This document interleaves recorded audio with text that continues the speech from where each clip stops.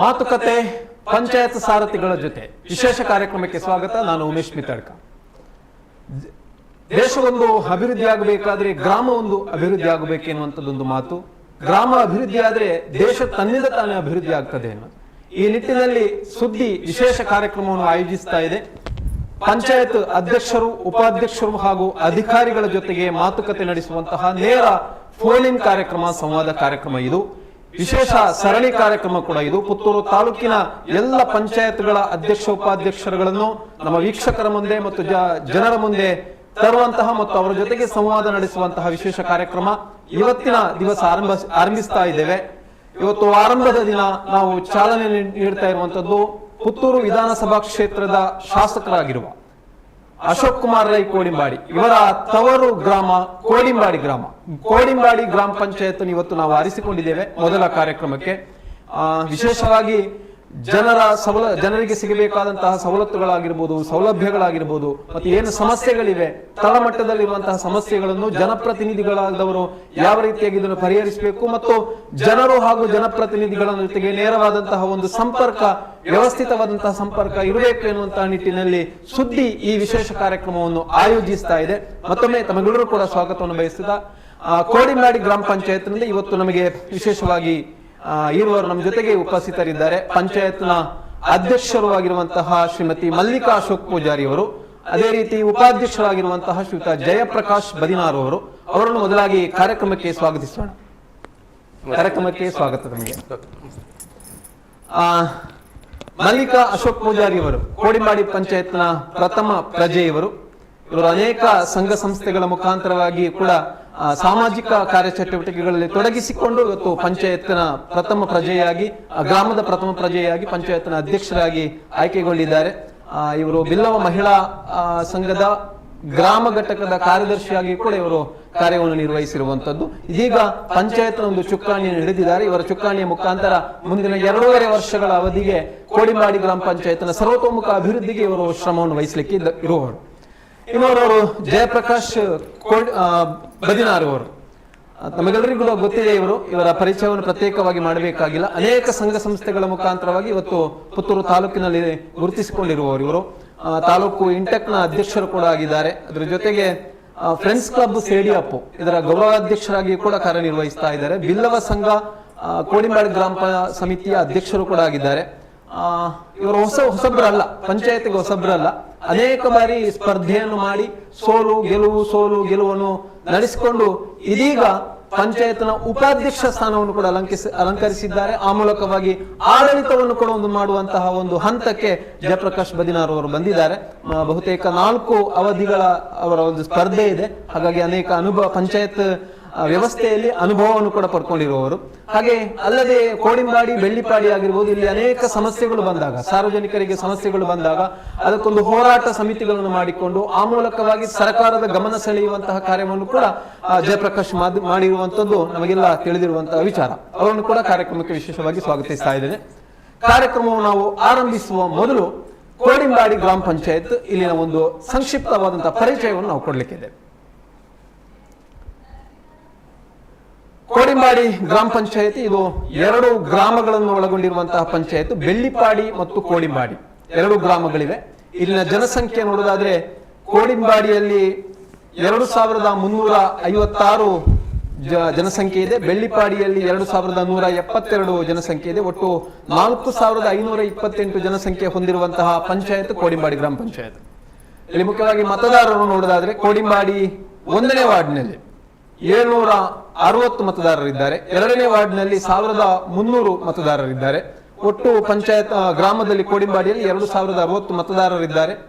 ಇನ್ನು ಬೆಳ್ಳಿಪಾಡಿ ಗ್ರಾಮದಲ್ಲಿ, ಬೆಳ್ಳಿಪಾಡಿ ವಾರ್ಡ್ 1ರಲ್ಲಿ 896 ಮತದಾರರಿದ್ದಾರೆ.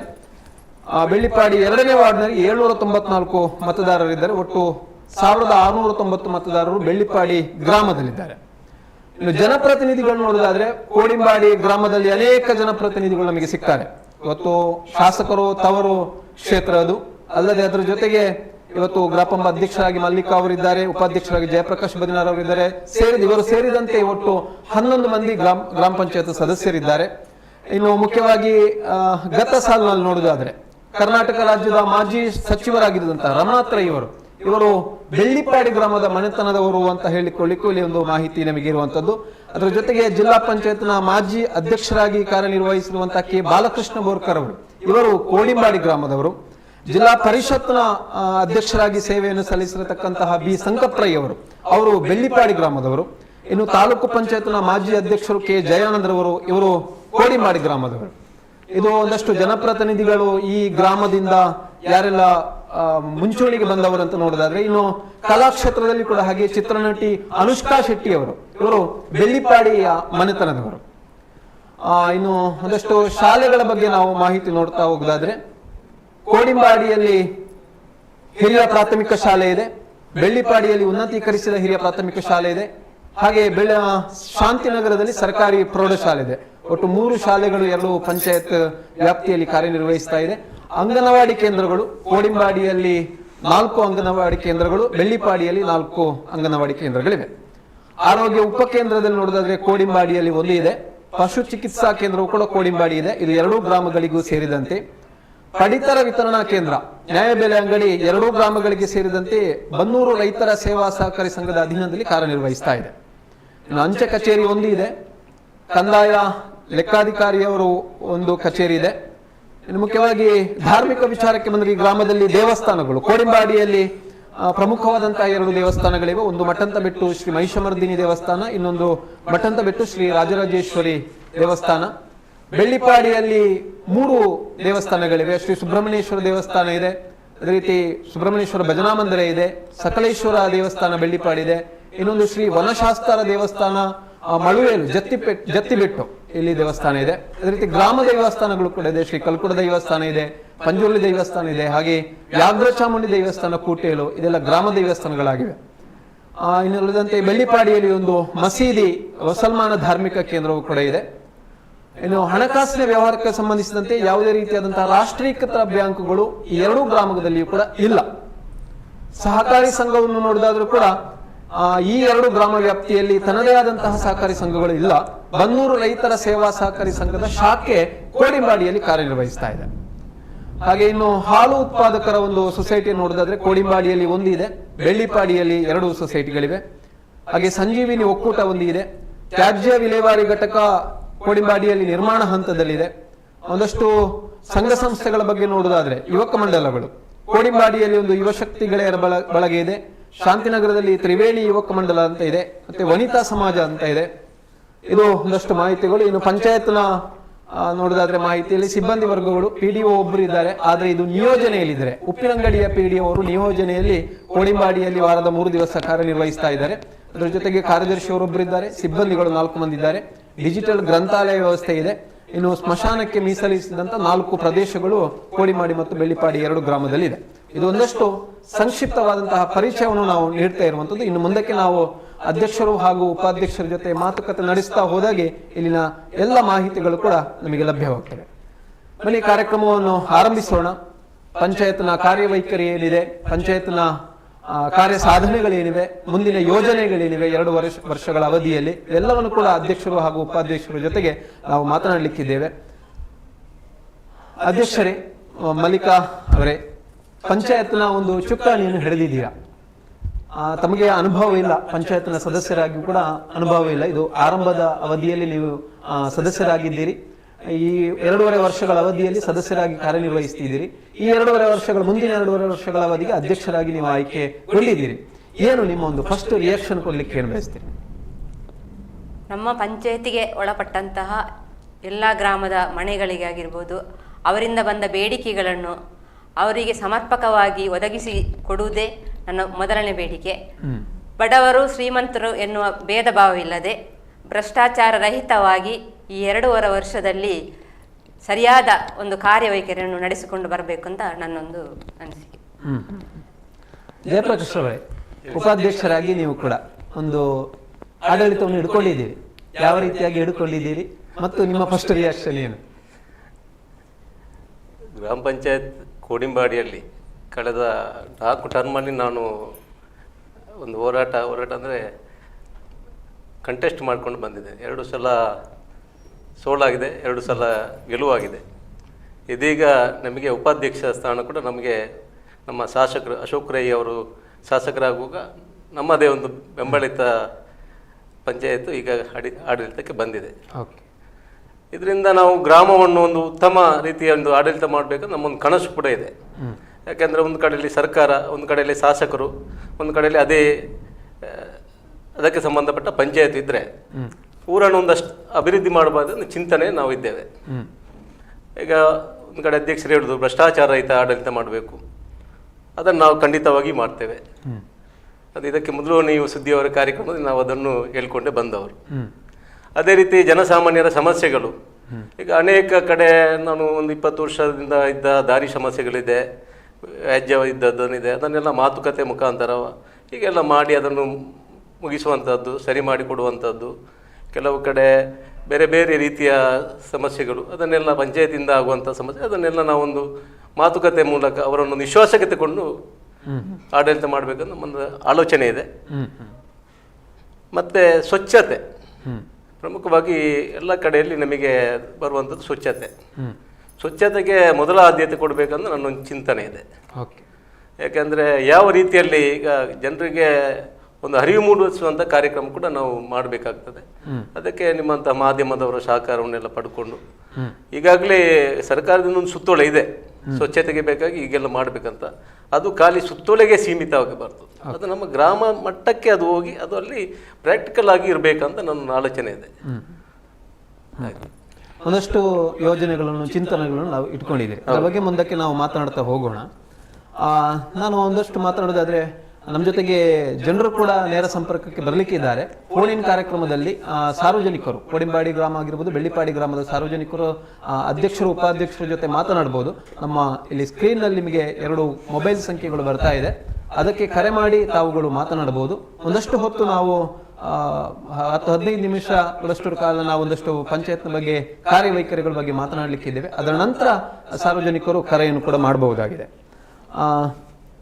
ಅಧ್ಯಕ್ಷರೇ, ಈಗ ಒಂದಷ್ಟು ಅಧ್ಯಕ್ಷರಿಗೆ ಅಧಿಕಾರ ಅಂತ ಇರ್ತದೆ. ಪಂಚಾಯತ್ನ ಅಧ್ಯಕ್ಷರು, ಉಪಾಧ್ಯಕ್ಷರು ಅಂತ ಹೇಳಿದ್ರೆ ಈ ರೀತಿ ಅಧಿಕಾರ ಅಂತ ಇರ್ತದೆ. ಇದೊಂದು ಗ್ರಾಮ ಮಟ್ಟದ ಒಂದು ಆಡಳಿತ. ಇದು ಮುಖ್ಯವಾಗಿ ಅಧಿಕಾರ ವ್ಯಾಪ್ತಿ ಎನ್ನುವಂಥದ್ದು ನಿಮ್ದು ಯಾವ ರೀತಿಯಲ್ಲಿ ಇರ್ತದೆ ಅಂತ? ಅಂದ್ರೆ ಜನಗಳಿಗೆ ನಾವು ಯಾವ ರೀತಿ ಅವರಿಗೆ ಒಂದು ಕೊಡುವ ಒಂದು ಸವಲತ್ತಿನಲ್ಲಿ ಇರ್ಬೋದು, ಅಥವಾ ಅವರ ಬೇಡಿಕೆಯನ್ನು ಈಡೇರಿಸುವ ಮೂಲಕ ಆಗಿರ್ಬೋದು, ಯಾವುದೇ ಒಂದು ಅವರ ಒಂದು ಕೆಲಸ ಕಾರ್ಯ ನಾವು ಪಾಲ್ಗೊಳ್ಳುವುದಿರ್ಬೋದು, ಒಂದು ಅವರ ಒಂದು ಕರೆಯುವ ಒಂದು ಇದಕ್ಕೆ ನಾವು ಸ್ಪಂದನೆ ಕೊಡುವ ವಿಚಾರ ಆಗಿರ್ಬೋದು, ಎಲ್ಲ ರೀತಿಯಲ್ಲಿ ನಾವು ಅವರಿಗೆ ಸ್ಪಂದನೆ ಕೊಟ್ರೆ ಗ್ರಾಮದ ಜನರಿಗೆ ನಾವು ಒಂದು ದಕ್ಷ ಒಂದು ಆಡಳಿತವನ್ನು ಮಾಡಿದ್ದೇವೆ ಅಂತ ಅವರ ಮನ ಮುಟ್ಟುವ ಹಾಗೆ ಮಾಡ್ತೇವೆ. ಓಕೆ, ನಿಮ್ಮ ಯೋಜನೆಗಳಿವೆ. ಆದ್ರೆ ನಾನು ಕೇಳಿರುವಂತದ್ದು, ಈಗ ಒಂದಷ್ಟು ವರ್ಷಗಳ ಹಿಂದೆ ನೋಡಿದ್ರೆ PDO ಅವರವರಿಗೆ ಹೆಚ್ಚಿನ ಅಧಿಕಾರ ಇದೆ ಎನ್ನುವಂಥದ್ದು ಒಮ್ಮೆ ಬಂತು. ಅದರ ನಂತರ ಅದು ಏನು ಸರ್ಕಾರದ ಮಟ್ಟದಲ್ಲಿ ಅದು ಮುಂದುವರಿಯಲಿಲ್ಲ. ಅದರ ಜೊತೆಗೆ ಈಗ ನೋಡಿದ್ರೆ ನೀವು ಸಹ ಅಧ್ಯಕ್ಷರು, ಉಪಾಧ್ಯಕ್ಷರು ಅಥವಾ ಒಬ್ಬ ಗ್ರಾಮ ಪಂಚಾಯತ್ ಸದಸ್ಯರಾದವರಿಗೆ ಕೂಡ ವಿಶೇಷವಾದಂತಹ ಅಧಿಕಾರ ಇದೆ. ನಿನ್ನೆ ತಾನೇ ಜಿಲ್ಲಾ ಪಂಚಾಯತ್ನ CO ಆಗಿರುವಂತಹ ಡಾಕ್ಟರ್ ಆನಂದ್ ರವರು ಕೂಡ ಒಂದು ಹೇಳಿಕೆಯನ್ನು ಕೊಟ್ಟಿರುವಂಥದ್ದು ನಮಗೆ ಮಾಧ್ಯಮದ ಮೂಲಕ. ಏನು ಪಂಚಾಯತ್ನ ಸದಸ್ಯರು ಪಂಚಾಯತ್ಗೆ ಸೀಮಿತವಲ್ಲದ ಇತರ ಯಾವುದೇ ಕಾಮಗಾರಿಗಳನ್ನು ಕೂಡ, ಆ ವ್ಯಾಪ್ತಿಯಲ್ಲಿ ನಡೆಯುವಂತಹ ಯಾವುದೇ ಕಾಮಗಾರಿಗಳನ್ನು ಕೂಡ ಅವರು ತಪಾಸಣೆ ನಡೆಸಬಹುದು, ತಾವು ಎನ್ಕ್ವೈರಿ ಮಾಡಬಹುದು, ಅದರ ಬಗ್ಗೆ ವಿಶೇಷವಾಗಿ ನಿಗಾ ವಹಿಸಿಕೊಳ್ಬಹುದು, ಮುತುವರ್ಜಿ ವಹಿಸಬಹುದು. ಈ ಬಗ್ಗೆ ಕೂಡ ಅವರು ಹೇಳಿಕೆ ಕೊಟ್ಟಿದ್ದಾರೆ. ಈ ಬಗ್ಗೆ ಏನು ಹೇಳ್ತೀರಿ ಅಂತ? ಅದರ ಬಗ್ಗೆ ಕೂಡ ನಾವು ಬೇಕಾದಷ್ಟು ನಾವು ನಮಗೆ ಸಾಧ್ಯವಾದಷ್ಟು ನಾವು ಅದರ ಬಗ್ಗೆ ನಾವು ಕೆಲಸ ಕಾರ್ಯವನ್ನು ಮಾಡಲಿಕ್ಕೆ ಇಚ್ಛೆ ಪಡ್ತೇವೆ. ನಾವು ನಮ್ಮ ಮುಖಾಂತರ ಗ್ರಾಮಕ್ಕೆ ಬೇಕಾಗುವ ಯಾವುದೇ ಒಂದು ಕೆಲಸ ಆಗಿರ್ಬೋದು, ಅವರಿಗೆ ಮನದಟ್ಟಾಗುವ ರೀತಿಯಲ್ಲಿ ನಮ್ಮ ಅಧ್ಯಕ್ಷರಾಗಿರ್ಬೋದು, ಉಪಾಧ್ಯಕ್ಷರಾಗಿರ್ಬೋದು, ನಮ್ಮದೇ ಒಂದು ಮುಂದಾಳತ್ವದಲ್ಲಿ ಯಾವ ಕೆಲಸವನ್ನು ಮಾಡ್ಬೋದು ಅದಕ್ಕೆಲ್ಲ ನಮ್ಮ ಸ್ಪಂದನೆ ನಾವು ಕೊಡ್ತೇವೆ. ಅಂದ್ರೆ ಎಲ್ಲಿಯೂ ಕೂಡ ಒಂದು ಲೋಪಗಳು ಬರದಾಗೆ ಕಾಮಗಾರಿಗಳು ನಡೆಯುವಂತಹ ವೇಳೆಯಲ್ಲಿ ಅದನ್ನು ಒಂದಷ್ಟು ಜನಪ್ರತಿನಿಧಿಗಳಾದರೂ ನೀವು ನೋಡಿದ್ರೆ ಮಾತ್ರ ಅಧಿಕಾರಿ ವರ್ಗದವರು ಕೂಡ ಒಂದಷ್ಟು ಅದರ ಬಗ್ಗೆ ಮುತುವರ್ಜಿಯನ್ನು ವಹಿಸ್ತಾರೆ ಅಲ್ವಾ ಜಯಪ್ರಕಾಶ್ ಅವರೇ? ಹೌದು, ಅದು ಹೇಗೆ ಇರ್ತದಂದ್ರೆ, ಈಗ ನಮ್ಮದೆಲ್ಲ ನಿಧಿ ಕಮ್ಮಿ ಇರುವಂತಹ ಪಂಚಾಯತ್ಗಳು ನಮಗೆ ಅಂದ್ರೆ ಒಂದನೇ ನಿಧಿ ಕಮ್ಮಿ. ನಮಗೆ ಎಲ್ಲಿ ಎಷ್ಟು ಕೆಲಸ ಮಾಡ್ಬೇಕಂದ್ರೆ ನಮಗೆ 11 ಮೆಂಬರ್ಸ್ ಇದ್ದಾರೆ, 4 ವಾರ್ಡ್ ಇದೆ. ಇದಕ್ಕೊಂದು 10 ಲಕ್ಷ ಬಂದರೆ ಒಬ್ಬೊಬ್ಬರಿಗೆ ಒಂದು 2 ಲಕ್ಷ ಕೂಡ ವರ್ಷಕ್ಕೆ ಕೆಲಸ ಮಾಡಲಿಕ್ಕೆ ಸಿಗುವುದಿಲ್ಲ. ಆ ಸಂದರ್ಭದಲ್ಲಿ ನಮಗೆ MLA ಶಾಸಕರಿಂದ, ಜಿಲ್ಲಾ ಪಂಚಾಯತಿಂದ, ತಾಲೂಕು ಪಂಚಾಯತಿಂದ ಅನುದಾನ ಬರುವಂಥ ಸಂದರ್ಭ ಇರ್ತದೆ. ಅದೊಂದು ಸಲ ನಾವು ಅಲ್ಲಿ ಹೋಗಿ ನಾವು ಗಮನ ಇಟ್ಟು ನೋಡ್ಬೇಕಾಗ್ತದೆ. ಅದಂದ್ರೆ ಈಗ KRDLನಿಂದ ಕೆಲವು ವರ್ಕ್ಗಳು ಬರ್ತದೆ, ಅದೆಲ್ಲ ನಮ್ಮ ಗಮನ ಪಂಚಾಯತಿಗೆ ಕೆಲವು ಇದು ಬರುವುದಿಲ್ಲ, ನೇರವಾಗಿ ಬರುವಂತ ಕೆಲವು ಕಾಮಗಾರಿ ಇರ್ತದೆ. ಅದನ್ನೆಲ್ಲ ನೀವು ಹೇಳಿದಾಗೆ ನಾವು ಅಲ್ಲಿ ಹೋಗಿ ಪರಿಶೀಲನೆ ಮಾಡಿ ಅದು ಯಾವ ಇಲಾಖೆಯಿಂದ ಬಂದಿದೆ, ಅದಕ್ಕೆ ಎಷ್ಟು ಬಜೆಟ್ ಇಟ್ಟಿದ್ದಾರೆ, ಅದು ಯಾರಿಗೆ ಟೆಂಡರ್ ಆಗಿದೆ, ಅದು ಎಷ್ಟು ಸಮಯಕ್ಕೆ ಟೆಂಡರ್ ಮುಗಿಬೇಕು, ಅದು ಹೇಗೆ ಕ್ವಾಲಿಟಿಯಲ್ಲಿ ಮಾಡ್ತಾ ಇದ್ದಾರೆ, ಇದನ್ನೆಲ್ಲ ನಾವು ಗಮನಿಸಿ ಸರಿಯಾಗಿ ಮಾಡಿಸುವ ಕೆಲಸ ಮಾಡಿದ್ರೆ ಮಾತ್ರ ಈ ಇಲಾಖೆಯಿಂದ ಬರುವಂತ ಒಂದು ಕಾಮಗಾರಿಗಳು ಸರಿಯಾಗಿ ಆಗ್ಲಿಕ್ಕೆ ಸಾಧ್ಯತೆ ಇದೆ. ಖಂಡಿತ ನ್ಯಾಯೋಚಿತವಾಗಿ ಇಲ್ಲದ್ರಲ್ಲಿ ಒಂದಷ್ಟು ಲೋಪಗಳು ಬರುವ ಸಹಜ ಇರಬಹುದು, ಗುಣಮಟ್ಟದಲ್ಲಿ ಕೊರತೆ ಆಗಬಹುದು. ಇದನ್ನು ನಾವು ನಮ್ಮ ವಾರ್ಡ್ ಅಲ್ಲಿ ನಾವು ಮಾಡ್ಲಿಕ್ಕೆ ಗುಣಮಟ್ಟದ ಇಲ್ಲದೆ ಮಾಡ್ಲಿಕ್ಕೆ ಬಿಡ್ತಾ ಇಲ್ಲ. ಓಕೆ. ಈಗ ಪಂಚಾಯತಿಗೆ ನೀವು ಹೇಳಿದ್ರಿ ನಿಧಿ ಬಹಳಷ್ಟು ಕಡಿಮೆ ಇದೆ. ಹೌದು. ಈ ಪಂಚಾಯತಿಗೆ ನಿಧಿಯನ್ನು ಹೆಚ್ಚು ಮಾಡಿಸಬೇಕಾದ್ರೆ ಏನಾದರೂ ಯೋಜನೆಗಳು ಇಟ್ಕೊಂಡಿದ್ದೀರಾ? ಪಂಚಾಯತಿಗೆ ನಿಧಿ ಹೆಚ್ಚು ಬರಬೇಕಾದ್ರೆ ಆ ಪಂಚಾಯತಿಯಲ್ಲಿ ಇನ್ಕಮ್ ಬೇಕು. ಇನ್ಕಮ್ ಅಂದ್ರೆ ಕಮರ್ಷಿಯಲ್ ಬಿಲ್ಡಿಂಗ್ಗಳು ಇದ್ರೆ ಮತ್ತೆ ಬೇರೆ ಬೇರೆ ಸೋರ್ಸ್ಗಳು, ಈಗ ಅಲ್ಲಿ ಸಂತೆ ಮಾರ್ಕೆಟ್ ಇರ್ಬೋದು, ಮರಳು ಮಾರ್ಕೆಟ್ಗಳು ಇರ್ಬೋದು, ಮರಳು ತೆಗೆಯುವಂಥದ್ದು ಇರ್ಬೋದು, ಅಲ್ಲೆಲ್ಲ ಪೈಪೋಟಿಗಳಿಂದ ಬಂದ್ರೆ ಅಲ್ಲಿ ನಿಧಿ ಒಂದನೇ ಇದು ಜಾಸ್ತಿ ಆಗ್ತಾ ಹೋಗ್ತದೆ. ಮತ್ತೆ ಜನಸಂಖ್ಯೆ ಕೂಡ ಜಾಸ್ತಿ ಆದ್ರೆ ಅಲ್ಲಿ ಮೆಂಬರ್ಸ್ ಜಾಸ್ತಿ ಆಗ್ತಾರೆ, ಹಾಗೆ ಪಂಚಾಯತ್ ಮೇಲೆ ಹಂತಕ್ಕೆ ಹೋಗ್ತದೆ. ಇಲ್ಲಿ ಅಂದ್ರೆ ಅಂಥದ್ದೇನು ಅಲ್ಲ, ಗ್ರಾಮ ಮಟ್ಟದಲ್ಲಿ ಇರುವುದರಿಂದ ನಮಗೆ ಕಮರ್ಷಿಯಲ್ ಬಿಲ್ಡಿಂಗ್ಗಳು ಇಲ್ಲ, ಕಮ್ಮಿ ಇದೆ. ಮತ್ತೆ ಈ ಇನ್ಕಮ್ ಬರೋ ಸೋರ್ಸ್ಗಳು ಕೂಡ ಕಮ್ಮಿ ಇದೆ. ಆದ ಕಾರಣ ಸರ್ಕಾರ ಎಷ್ಟು ಕೊಡ್ತದೆ ಅಷ್ಟೇ ನಾವು ಗ್ರಾಮ ಮಟ್ಟದಲ್ಲಿ ನಮ್ಮ ವಾರ್ಡ್ ಅದಕ್ಕೆ ತಾರತಮ್ಯ ಮಾಡದೆ ಎಲ್ಲಾ ವಾರ್ಡ್ಗಳಿಗೆ ಎಲ್ಲಾ ವಾರ್ಡ್ ಮೆಂಬರ್ಗಳಿಗೆ ಸಮಾನಾಂತರವಾಗಿ ಹಂಚಿ ಕೆಲಸ ಮಾಡುವ ಕೆಲಸವನ್ನು ನಾವು ಮಾಡ್ತೇವೆ, ರಾಜಕೀಯ ಪಕ್ಷಭೇದ ಮರೆತು.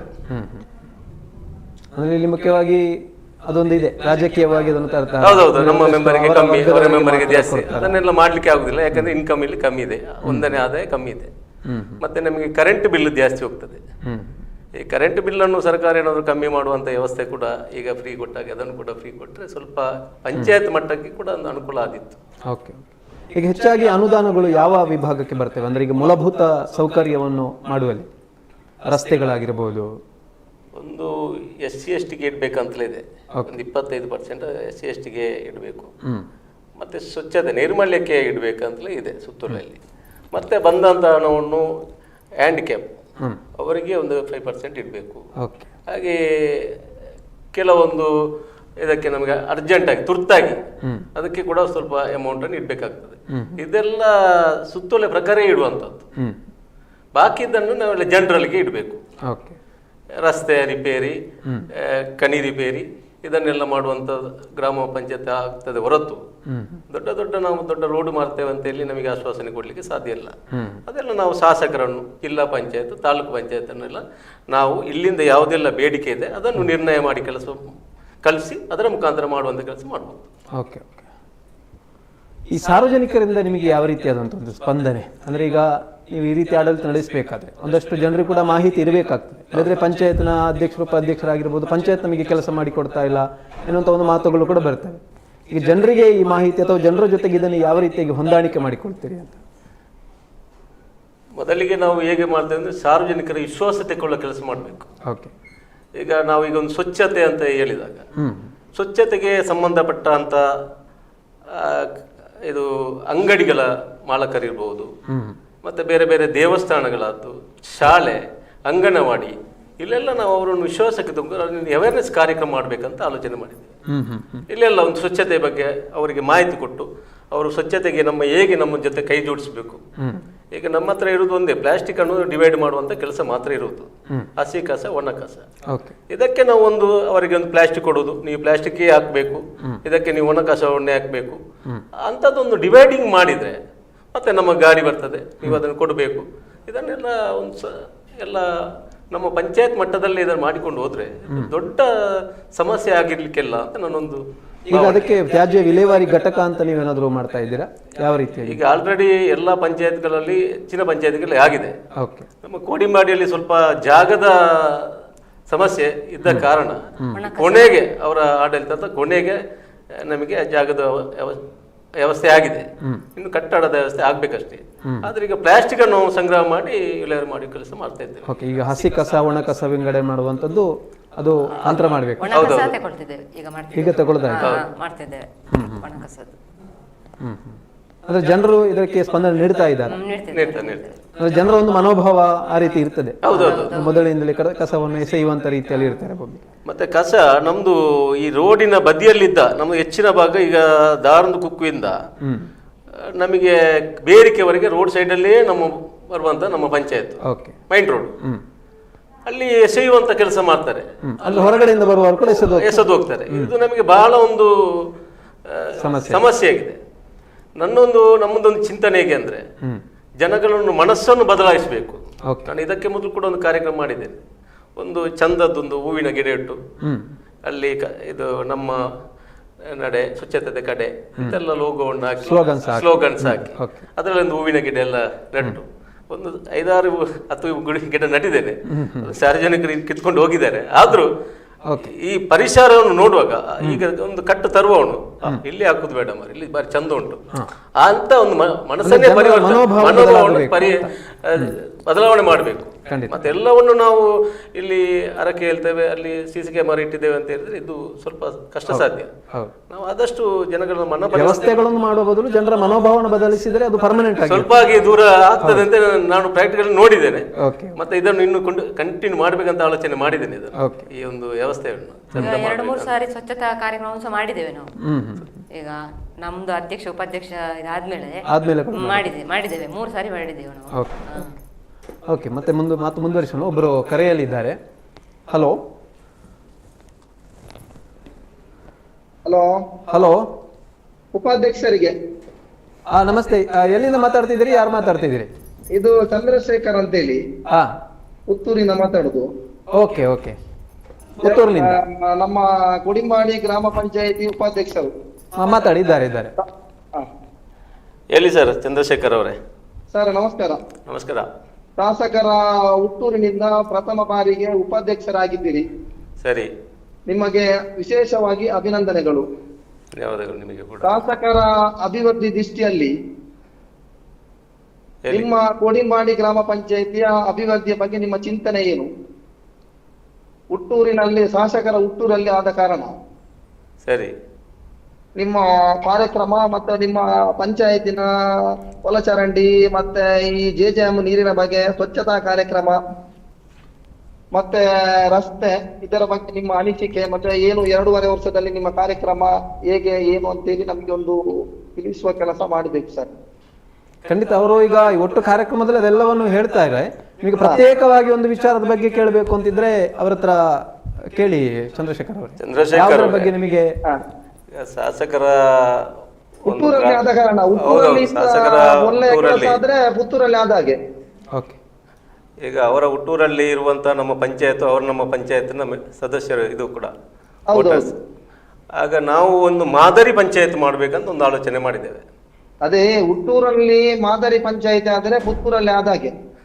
ಹೌದು, ನೀವು ಒಂದು 2.5 ವರ್ಷಗಳಲ್ಲಿ ಅದನ್ನು ನೋಡಬೇಕು, ಹೇಗೆಲ್ಲ ಮಾಡ್ತಿದ್ದೇವೆ ನಾವು, ಹೇಗೆಲ್ಲ ಎಲ್ಲಿ ದಾರಿ ತಪ್ಪುತ್ತೇವೆ ಅದನ್ನೆಲ್ಲ ನೀವು ಹೇಳುವಂಥ ಕೆಲಸ ಕೂಡ ನೀವು ಮಾಡ್ತಾ ಇರಬೇಕು. ನಮ್ಮದು ಒಂದು ಚಿಂತನೆ ಹೇಗಿದೆ ಅಂದರೆ, ಶಾಸಕರಿಗೆ ನಮ್ಮ ಪಂಚಾಯತಿಂದ ಅನುದಾನ ತಂದು ಏನು ಕೆಲಸ ಜಾಸ್ತಿ ಮಾಡಲಿಕ್ಕೆ ಅವಕಾಶಗಳು ಕಮ್ಮಿ ಇದೆ. ಅಂದರೆ ಶಾಸಕರ ಒಂದು ಭಾಗದಲ್ಲಿ ನಾವು ಹೆಚ್ಚಿನ ಕೆಲಸ ಮಾಡಬೇಕು. ಹಾಗೆ ಯಾವುದಕ್ಕೆ ಕೆಲಸ ಮಾಡಬೇಕಂತ ನಾವು ಆಲೋಚನೆ ಮಾಡಿ ಎಸ್ಟಿಮೇಟ್ ಮಾಡುವುದು ಇರುವುದು. ಯಾವುದೆಲ್ಲ ಬೇಕು, ಈಗ ಎಲ್ಲರಿಗೂ ಅವ್ರು ಕೊಡ್ತಾರೆ ಅಂತ ಇಲ್ಲಿ ವ್ಯವಸ್ಥೆ ಕೂಡ ಬೇಕಲ್ವಾ. ಒಂದು ಮಾದರಿ ಗ್ರಾಮ ಪಂಚಾಯತ್ ಅನ್ನು ಮಾಡ್ಬೇಕಂತ ಇದ್ದೇವೆ ನಾವು. ಒಂದು ದೊಡ್ಡ ಬಿಲ್ಡಿಂಗ್ ಮಾಡಿ ಶಾಸಕರ ಅನುದಾನ ತಗೊಂಡು ಅದರಲ್ಲಿ ಎಲ್ಲ ಒಂದು ಪೋಸ್ಟ್ ಆಫೀಸ್ ಮತ್ತೆ VA ಆಫೀಸ್ ಮತ್ತೆ ಒಂದು ಲೈಬ್ರರಿ ಈಗಾಗಲೇ ಇದೆ. ಒಂದು ಒಳ್ಳೆ ಡಿಜಿಟಲ್ ಲೈಬ್ರರಿ ಇನ್ನೂ ಕೂಡ ಸ್ವಲ್ಪ ಹೆಚ್ಚಿನ ಇದಕ್ಕೆ ಅದನ್ನು ಮಾಡಿ ಎಲ್ಲ ವ್ಯವಸ್ಥೆ ಒಂದೇ ಸೂರಿನಡಿ ಇರುವಂತ ಒಂದು ಕಟ್ಟಡವನ್ನು ಕೇಳಬೇಕು ಶಾಸಕರ ಹತ್ರ ಆಲೋಚನೆ ಮಾಡಿದ್ದೇನೆ. ಅದಕ್ಕೆ ಈಗಾಗಲೇ ನಮ್ಮ ಅವರು ಕೂಡ ಸಹಕಾರ ಮಾಡಿದ್ದಾರೆ. ನೀವು NRGಯಲ್ಲಿ ಕೂಡ ಸ್ವಲ್ಪ ಅದನ್ನು ತಗೊಳ್ಳುವ ಆಲೋಚನೆ ಮಾಡಿ ಒಂದು ಒಳ್ಳೆಯ ರೀತಿಯ ಮಾದರಿ ಗ್ರಾಮ ಪಂಚಾಯತ್ ಮಾಡಬೇಕು. ನಿಮ್ಮ ಪಂಚಾಯತಿಗೆ ಒಂದು ಪ್ರಶಸ್ತಿಯನ್ನ ಬರುವ ಹಾಗೆ ಕೆಲಸವನ್ನ ಮಾಡಿ ಶಾಸಕರ ಹುಟ್ಟೂರಿನ ಪಂಚಾಯಿತಿ ಒಳ್ಳೆಯ ಕೆಲಸವನ್ನ ಮಾಡಬೇಕಂತೇಳಿ ನನ್ನ ಅಪೇಕ್ಷೆ. ಅಭಿನಂದನೆಗಳು. ಓಕೆ, ಸರಿ, ನಿಮ್ಮೆಲ್ಲ ಸಹಕಾರ. ಥ್ಯಾಂಕ್ ಯು ಚಂದ್ರಶೇಖರ್ ಅವರೇ. ಓಕೆ. ಜಯಪ್ರಕಾಶ್ ಅವರೇ, ಪಂಚಾಯತ್ನ ನೀವು ಇಲ್ಲಿ ಹೇಳಿದ್ರಿ ಒಂದಷ್ಟು ನಮಗೆ ಪರಿಮಿತಿಗಳಿವೆ ಅಂತ, ಲಿಮಿಟೇಷನ್ಸ್ ಇದೆ ನಿಮಗೆ. ಏಕಾಏಕಿ ನಿಮಗೆ ಎಲ್ಲ ಯೋಜನೆಗಳನ್ನ ಕೈಗೆತ್ತಿಕೊಳ್ಳಿಕ್ಕೆ ಆಗೋದಿಲ್ಲ. ಅಂದ್ರೆ ಒಟ್ಟು ನೀವು ಒಂದು ಈಗ ಪಂಚಾಯತ್ನ ಮೆಂಬರ್ ಆಗಿ ಸಾಕಷ್ಟು ಅನುಭವ ಇದೆ ನಿಮಗೆ, ಏನೆಲ್ಲ ಸವಾಲುಗಳು ಇರ್ತವೆ ಅಂತ? ಒಂದು ಪಂಚಾಯತಿ ಆಡಳಿತವನ್ನು 5 ವರ್ಷಗಳ ಕಾಲ ನಡೆಸಬೇಕು ಅಂತಿದ್ರೆ, ಅಥವಾ ನೀವು ಮುಂದಿನ 2.5 ವರ್ಷ ನಡೆಸಬೇಕಾದ್ರೆ ಏನೆಲ್ಲ ಸವಾಲುಗಳಿವೆ ನಿಮಗೆ? ಪಂಚಾಯತ್ಗಳನ್ನು ನಡೆಸುವಾಗ ಕೆಲವೊಂದು ಸವಾಲುಗಳು ಬರುವುದು ಅದು ಸಾಮಾನ್ಯವೇ. ಈಗ ಒಂದು ಜಾಗದ ಸಮಸ್ಯೆಗೆ ನಿಮಗೆ ಅರ್ಜಿಗಳು ಬರ್ತದೆ, ಅವನೊಂದು ಕಾಂಪೌಂಡ್ ಕಟ್ಟಬಾರ್ದು, ಈ ಕಡೆಯನ್ನು ನಮಗೆ ಕಟ್ಟಬೇಕು. ಕಟ್ಟುವವನು ಕೂಡ ನಮ್ಮ ವೋಟರ್ಸಿ, ಕಟ್ಟಬಾರ್ದು ಅಂತ ಹೇಳುವವನು ಕೂಡ ನಮ್ಮ ಗ್ರಾಮಸ್ಥನೇ ಆಗಿರ್ತಾನೆ. ಒಂದು ಕಡೆ ಒಂದು ಸಮಸ್ಯೆಯನ್ನು ಸರಿ ಮಾಡಲಿಕ್ಕೆ ಹೋದ್ರೆ ಒಬ್ಬನ ಹತ್ರ ಅಂತೂ ನಿಷ್ಠುರ ಖಂಡಿತ.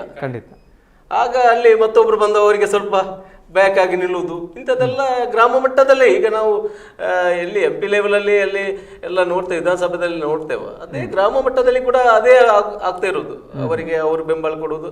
ಹಾಗೆಂತೇಳಿ ಸಮಸ್ಯೆ ಮುಗಿಯುವುದು ಬಾರಿ ಕಮ್ಮಿ, ಆದರೆ ಸಮಸ್ಯೆ ಮುಗಿಸುವುದು ನಮ್ಮ ಒಂದು ಇಚ್ಛಾಶಕ್ತಿ ಇದ್ರೆ ಸಮಸ್ಯೆ ಮುಗಿಸ್ಲಿಕ್ಕೆ ಆಗ್ತದೆ. ಅದು ಸವಾಲುಗಳು ಹೇಗಿರ್ತದೆ ಅಂದ್ರೆ ನಾವು ಅದನ್ನು ಹೇಗೆ ತೆಗೊಳ್ತೇವೆ ಅಂತ. ಕಾನೂನು ಮುಖಾಂತರ ತೆಗೊಳ್ತೇವಾ, ಅವರನ್ನು ವಿಶ್ವಾಸ ಇಟ್ಕೊಂಡು ತೆಗೊಳ್ತೇವಾ, ಅವರನ್ನು ಮನಸ್ಸನ್ನು ಬದಲಾಯಿಸಿ ನಾವು ಸರಿ ಮಾಡ್ಲಿಕ್ಕೆ ನೋಡ್ತೇವಾ, ಇದನ್ನು ಡಿಪೆಂಡ್ ಆಗಿ ಅದು ಇರ್ತದೆ. ಒಂದಷ್ಟು ಮತ್ತೆ ನಮಗೆ ಇಲ್ಲಿ ಸರ್ಕಾರದ ನಿಯಮಗಳು ಅದನ್ನು ಮೀರಿ ನಿಮಗೂ ಕೂಡ ಹೋಗುವಾಗಿರುವುದಿಲ್ಲ ಇಲ್ಲ ಅಲ್ವಾ? ಜನರೊಟ್ಟಿಗೆ ಹೊಂದಾಣಿಕೆ ಮಾಡಿ. ಹೌದು, ನಮ್ಮ ಗ್ರಾಮಾಭಿವೃದ್ಧಿ ಅಧಿಕಾರಿಗಳು ಹೇಳ್ತಾರೆ, ಸರ್ ನೀವು ಹಾಗೆ ಹೋಗ್ಬಾರ್ದು, ಅದಕ್ಕೆ ಈಗ ಗೈಡ್ಲೈನ್ಸ್ ಇರ್ತದೆ. ಆ ಗೈಡ್ಲೈನ್ಸ್ ಅನ್ನು ಕೂಡ ನಾವು ಇಟ್ಕೊಳ್ಬೇಕು, ಆ ಪಾರ್ಟಿಯನ್ನು ಕೂಡ ಇಟ್ಕೊಳ್ಬೇಕು, ಆ ಪಾರ್ಟಿಯವರ ದಾಖಲೆ ಕೂಡ ನಾವು ನೋಡ್ಬೇಕು. ಎಲ್ಲ ಕಂದಾಯ ಇಲಾಖೆದು ಸಮಸ್ಯೆ ಬರ್ತದೆ, ಬೇರೆ ಬೇರೆ ಇಲಾಖೆಯವ್ರದ್ದು ಸಮಸ್ಯೆ ಬರ್ತದೆ. ಅದನ್ನು ನಾವು ಕೆಲವೆಡೆ ಇಲಾಖೆಗೆ ಹೋಗುವಾಗಿಲ್ಲ, ಕೆಲವು ಕೋರ್ಟಲ್ಲಿ ವ್ಯಾಜ್ಯ ಇರ್ತದೆ. ಆಗ ನೀವು ಯಾಕೆ ಬಂದ್ರೆ ಇದು ಕೋರ್ಟಲ್ಲಿ ಉಂಟಂತ ಹೇಳುವವರು ಇರ್ತಾರೆ.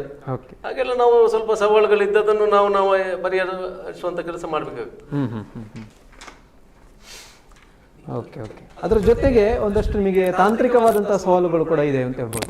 ಇವತ್ತು ಪಂಚತಂತ್ರ 2 ಈ ಒಂದು ತಂತ್ರಾಂಶದ ಮುಖಾಂತರ ಪಂಚಾಯತ್ನ ಕಾರ್ಯವೈಖರಿ ನಡೀತಾ ಇದೆ. ಇದು ಕೂಡ ಒಂದು ನಿರ್ಮಾಣ ಹಂತದಲ್ಲಿ ಇದೆ. ಇದು ಇನ್ನೂ ಕೂಡ ಒಂದು ಪೂರ್ಣಾವಧಿಗೆ ಮುಟ್ಟಿಲ್ಲ. ಎಲ್ಲ ಪಂಚಾಯತ್ನಲ್ಲಿ ಹೋದ್ರು ಕೂಡ ಸರ್ವರ್ ಪ್ರಾಬ್ಲಮ್ ಎನ್ನುವಂಥದ್ದು ಇದೆ. ಸೊ ಇದನ್ನು ಯಾವ ರೀತಿಯಾಗಿ ನಿರ್ವಹಿಸ್ತಾ ಇದ್ದೀರಿ? ಗ್ರಾಮದವರು ಸಾಧ್ಯವಾದ ಮಟ್ಟಿಗೆ ಅವರಿಗೆ ಎಲ್ಲ ರೀತಿಯಲ್ಲಿ ಗೊತ್ತುಂಟು, ಅಂದ್ರೆ ಯಾವ ಕಡೆ ಹೋದ್ರು ಸರ್ವರು ಪ್ರಾಬ್ಲಮ್ ಉಂಟು ಅದರಿಂದ, ಆದ್ರೆ ಅವರು ಸ್ಪಂದನೆ ಕೊಡ್ತಾರೆ. ನಾವು ಹೇಳಿದಕ್ಕೆ ಸರ್ವರ್ ಸರಿ ಇಲ್ಲ, ಅದು ಸರಿ ಇಲ್ಲ, ಸ್ಪಂದನೆ ಕೊಡ್ತಾರೆ. ಇವತ್ತಿಲ್ಲ ಅಂದ್ರೆ ಅರ್ಥ ಆಗುತ್ತೆ. ಸರ್ವರ್ ಪ್ರಾಬ್ಲಮ್ ಅಂತ ಹೇಳಿದ್ರೆ ಅವರು ನೀವು ನೇರವಾಗಿ ನಿಮಗೆ ಇಚ್ಛಾಶಕ್ತಿ ಇಲ್ವಾ ಮಾಡಿಕೊಡ್ಲಿಕ್ಕೆ ಅನ್ನುವಂತ ಒಂದು ಮನೋಭಾವಕ್ಕೆ ಬರ್ತಾರೆ. ಅಂದ್ರೆ ಸರ್ವರ್ ಅಂದ್ರೆ ಈಗ ಇದಕ್ಕೆಲ್ಲ ಸರ್ವರ್ ಮೊದಲೆಲ್ಲ ಈಗ ಫಸ್ಟಿಗೆ ಬಂದದ್ದು ಯಾವುದು, ಇದಕ್ಕೆ ಅಕ್ಕಿಯ ಇದಕ್ಕೆ ಸೊಸೈಟಿನ ಇದಕ್ಕೆ ಬಂದದ್ದು. ಅಲ್ಲಿ ಹೋಗಿ ಅವರಿಗೆ ಕಾದು ಸರ್ವರ್ ಸರಿ ಇಲ್ಲದೆ ಆ ಪ್ರಾಬ್ಲಮ್ ಅವ್ರಿಗೆ ಸರಿ ಗೊತ್ತಾಗಿದೆ. ಹಾಗಾಗಿ ಈಗ ಪಂಚಾಯತ್ನಲ್ಲಿ ಬಂದಂತ ಇದು ಕೂಡ ಸರ್ವರ್ ಸರಿ ಇಲ್ಲದೆ ಅವರು ಅದಕ್ಕೆ ಸ್ಪಂದನೆ ಕೊಡ್ತಾರೆ.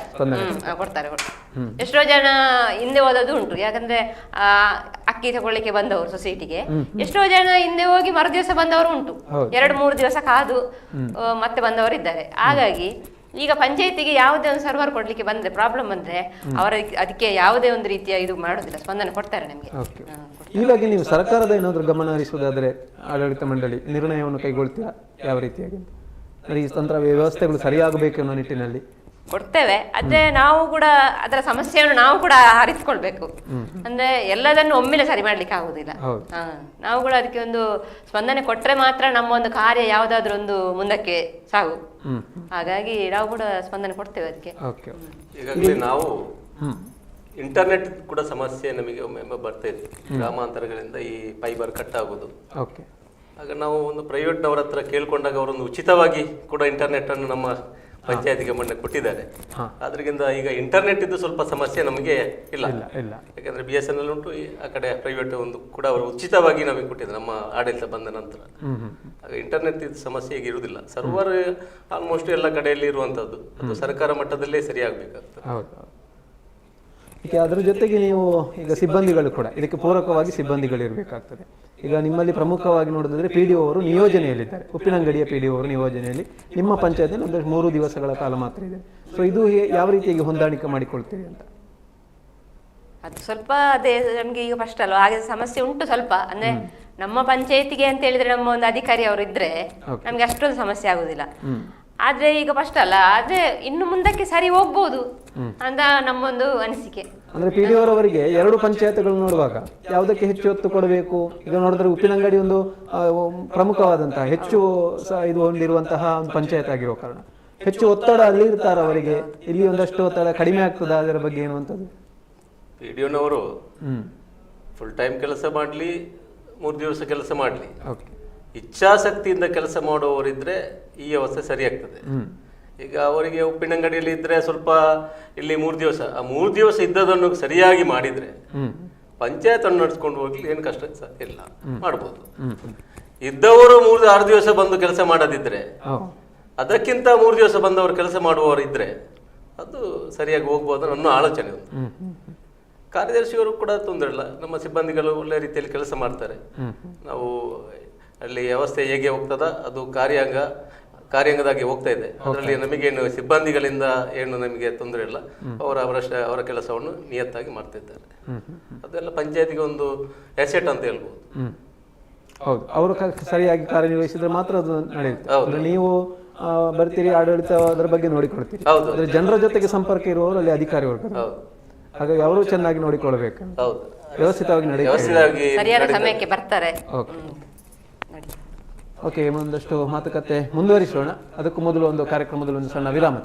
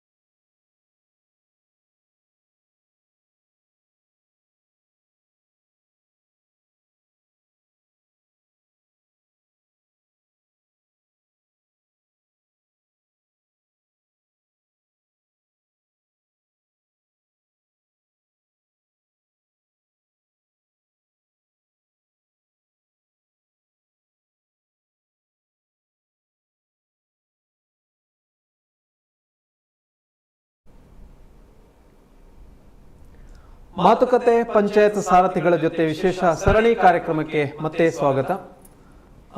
ಒಂದಷ್ಟು ಕರೆಗಳು ನಮಗೆ ಬರಲಿಕ್ಕೆ ಇದೆ, ಮುಂದಕ್ಕೆ ನೋಡೋಣ. ಇದ್ರ ಜೊತೆಗೆ ಜಯಪ್ರಕಾಶ್ ರವರೇ, ಒಂದಷ್ಟು ತಾವು ಕೂಡ ಹೋರಾಟಗಳನ್ನು ಮಾಡಿಕೊಂಡು ಬಂದವರು ತಮ್ಮ ಪಂಚಾಯತ್ ವ್ಯಾಪ್ತಿಯಲ್ಲಿ ಆಗಿರ್ಬೋದು ಅಥವಾ ಇತರ ಕಡೆ ನಡೆದಾಗಲೂ ಕೂಡ ಜನರಿಗೆ ಸಿಗಬೇಕಾದಂಥ ಸವಲತ್ತುಗಳಾಗಿರ್ಬೋದು ಅಥವಾ ವ್ಯವಸ್ಥೆಗಳಲ್ಲಿ ಆಗಿರ್ಬೋದು ಒಂದಷ್ಟು ಅದು ನ್ಯಾಯೋಚಿತವಾಗಿ ಆಗಬೇಕು ಎನ್ನುವಂಥದ್ದು ನಿಮ್ಮದು ಕೂಡ ಒಂದು ಆಗ್ರಹವಿತ್ತು.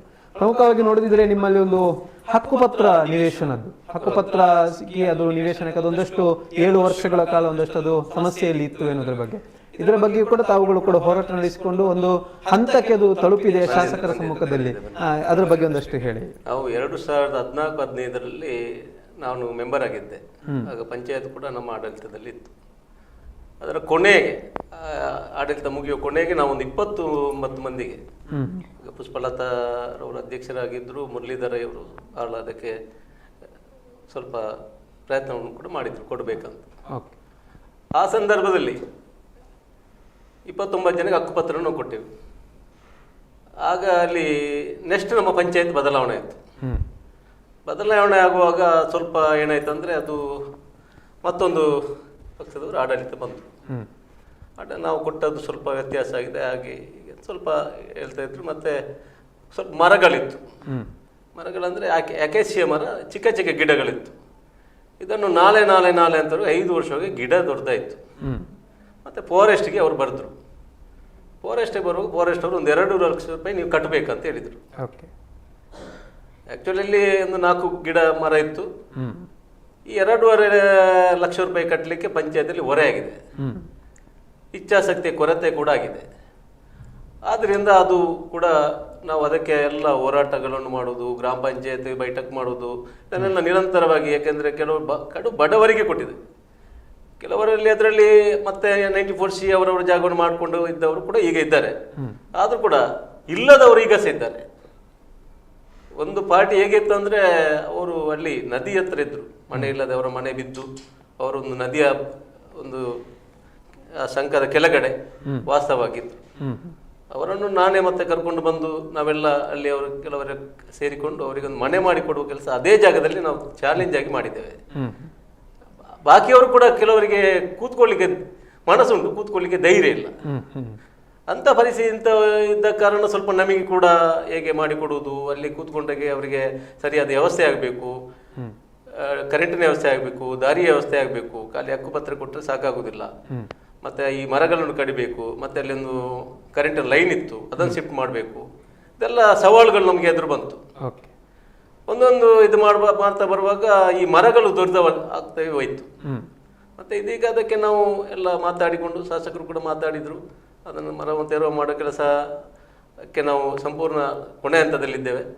ಮತ್ತು ಲೈನನ್ನು ಕೂಡ ಒಬ್ಬರು ನಾವು ಶಿಫ್ಟ್ ಮಾಡಿ ಕೊಡ್ತೇವೆ ಅಂತ ಹೇಳಿದವರು ಕೂಡ ಇದ್ದಾರೆ. ಮತ್ತೆ ಹೇಳಿದರೆ ಈಗ ಮೊನ್ನೆ ಇದರಲ್ಲಿ ನಾವು ಅದಕ್ಕೆ ಅನುದಾನ ಇಡುವಾಗ ನಿವೇಶನಕ್ಕೆ ಕೂಡ ಸ್ವಲ್ಪ ಅನುದಾನ ಇಡುವ ಕೆಲಸ ಮಾಡಿದ್ದೇವೆ. ಹಾಗಂತ ಇದು ಅಂತಿಮ ಹಂತದಲ್ಲಿ ಉಂಟಂತ ನಾನು ಹೇಳ್ತೇನೆ, ನಿವೇಶನ ಕೊಡುವಂತ. ಎಷ್ಟು ಮಂದಿಗೆ ಇದರಿಂದ ಒಂದು ಪ್ರಯೋಜನ ಆಗಲಿಕ್ಕೆ? 29 ಜನಕ್ಕೆ ನಾವು ಕೊಟ್ಟಿದ್ದೇವೆ. ಅದರಲ್ಲಿ ಒಂದು 4 ಜನ ಈಗ ಸ್ವಲ್ಪ ದೂರದಲ್ಲಿ ಇದ್ದಾರೆ. ದೂರದಲ್ಲಿ ಅಂದರೆ ಈಗ ಇಲ್ಲ ಅವರು. ಅಂಥವ್ರು ಬಿಟ್ಟರೆ ಬಾಕಿಯವರಿಗೆಲ್ಲರಿಗೂ ಉಪಕಾರ ಆಗುವಂಥ ವ್ಯವಸ್ಥೆ ಕಡಿ ಬಡವರನ್ನು ಹುಡುಕಿ ಕೊಟ್ಟದ್ದು ನಾವು. ಅದರಲ್ಲಿ ಅವರು ಇವರಂತ ನೋಡಲಿಲ್ಲ ನಾವು. ಯಾರಿಗೆ ಅದು ಮುಟ್ಟಬೇಕಾ ಅವರಿಗೆ ಮುಟ್ಟಬೇಕಂತ ನಮ್ಮ ಆಲೋಚನೆ. ಅದು ಈ ನಮ್ಮ ಅವಧಿಯಲ್ಲಿ ಅದನ್ನು ಮಾಡಿ ಪೂರೈಸಬೇಕಂತ ನಮ್ಮ ಚಾಲೆಂಜ್ ಕೂಡ ಇದೆ. ಅದನ್ನು ಮಾಡ್ತೇವೆ ನಾವು. ಓಕೆ, ಆ ಸಮಸ್ಯೆ ಒಂದು ಅಂತಿಮ ಹಂತದಲ್ಲಿದೆ, ಅದಕ್ಕೊಂದು ದಾರಿಯನ್ನು ತೋರಿಸ್ತೇವೆ. ಅದರ ಹಿಂದೆ ಇದ್ದೇವೆ ನಾವು. ಓಕೆ ಓಕೆ, ಇನ್ನೊಬ್ಬರು ಕರೆಯಲ್ಲಿದ್ದಾರೆ. ಹಲೋ ಹಲೋ, ನಮಸ್ತೆ ಸರ್, ಯಾರು ಮಾತಾಡೋದು ಸರ್? ನಮಸ್ತೆ ಸರ್, ಇದು ಶಿವಪ್ರಸಾದ್ ರೈ ಮಠಂತ ಬಿಟ್ಟಂತ. ಹೇಳಿ ಸರ್, ಅಧ್ಯಕ್ಷರು ಉಪಾಧ್ಯಕ್ಷರು ಇದ್ದಾರೆ. ನಮಸ್ತೆ ಅಧ್ಯಕ್ಷರೇ. ನಮಸ್ತೆ. ಉಪಾಧ್ಯಕ್ಷರಾದ ಜಯಪ್ರಕಾಶ್ ಬದಿನವರವರಿಗೆ ನಮಸ್ಕಾರ. ನಮಸ್ಕಾರ ಸರ್. ನಮ್ಮ ಉಪಾಧ್ಯಕ್ಷರಲ್ಲಿ ಹೇಳಿ ಸರ್. ಸರ್, ನಮ್ಮ ಪುತ್ತೂರಿಗೆ ಒಂದು ಒಳ್ಳೆಯ ಪ್ರಶ್ನಾತೀತ ಶಾಸಕರನ್ನು ಕೊಟ್ಟಂತ ಊರು ನಮ್ಮ ಕೋಡಿಂಬಾಡಿ. ಹೌದು. ಈಗ ಕೋಡಿಂಬಾಡಿ ಪಂಚಾಯತ್ ಸಹ ಕಾಂಗ್ರೆಸ್ ತೆಕ್ಕೆಗೆ ಬಂದಿದೆ. ಸರಿ. ಶಾಸಕರು ಸಹ ನಮ್ಮ ಕೋಡಿಂಬಾಡಿಯವರಾದ ನಮ್ಮದೇ ಪಕ್ಷದ ಶಾಸಕರು ಇದ್ದಾರೆ. ಸರಿ. ಈ ಮುಂದಿನ 2 ವರ್ಷಗಳಲ್ಲಿ ಸರಿ ನೀವು ಸಾಮಾಜಿಕ, ನೀರಾವರಿ ಮತ್ತು ಅಭಿವೃದ್ಧಿ ವಿಷಯಗಳಲ್ಲಿ ಮತ್ತೆ ಪಂಚಾಯತ್ ಘನತ್ಯಾಜ್ಯ ಇಳುವರಿಗೆ ಯಾವ ಯಾವ ಕಾರ್ಯಕ್ರಮಗಳಿಗೆ ಒತ್ತು ನೀಡಲು ಬಯಸಿದ್ದೀರಾ ಅಂತೇಳಿ ನಮಗೆ ಸ್ವಲ್ಪ ತಿಳಿಸಬೇಕು ಜಯಪ್ರಕಾಶ್ ಬದಿನಾರವರೇ. ಸರ್, ನೀವು ಹೇಳ್ತಾ ಇರೋದು 100% ಸರಿ. ಶಾಸಕರ ಅಶೋಕ್ ಕುಮಾರ್ ಅಯ್ಯವರ ಒಂದು ಹತ್ತಿರದಲ್ಲಿ ನಾವಿದ್ದೇವೆ.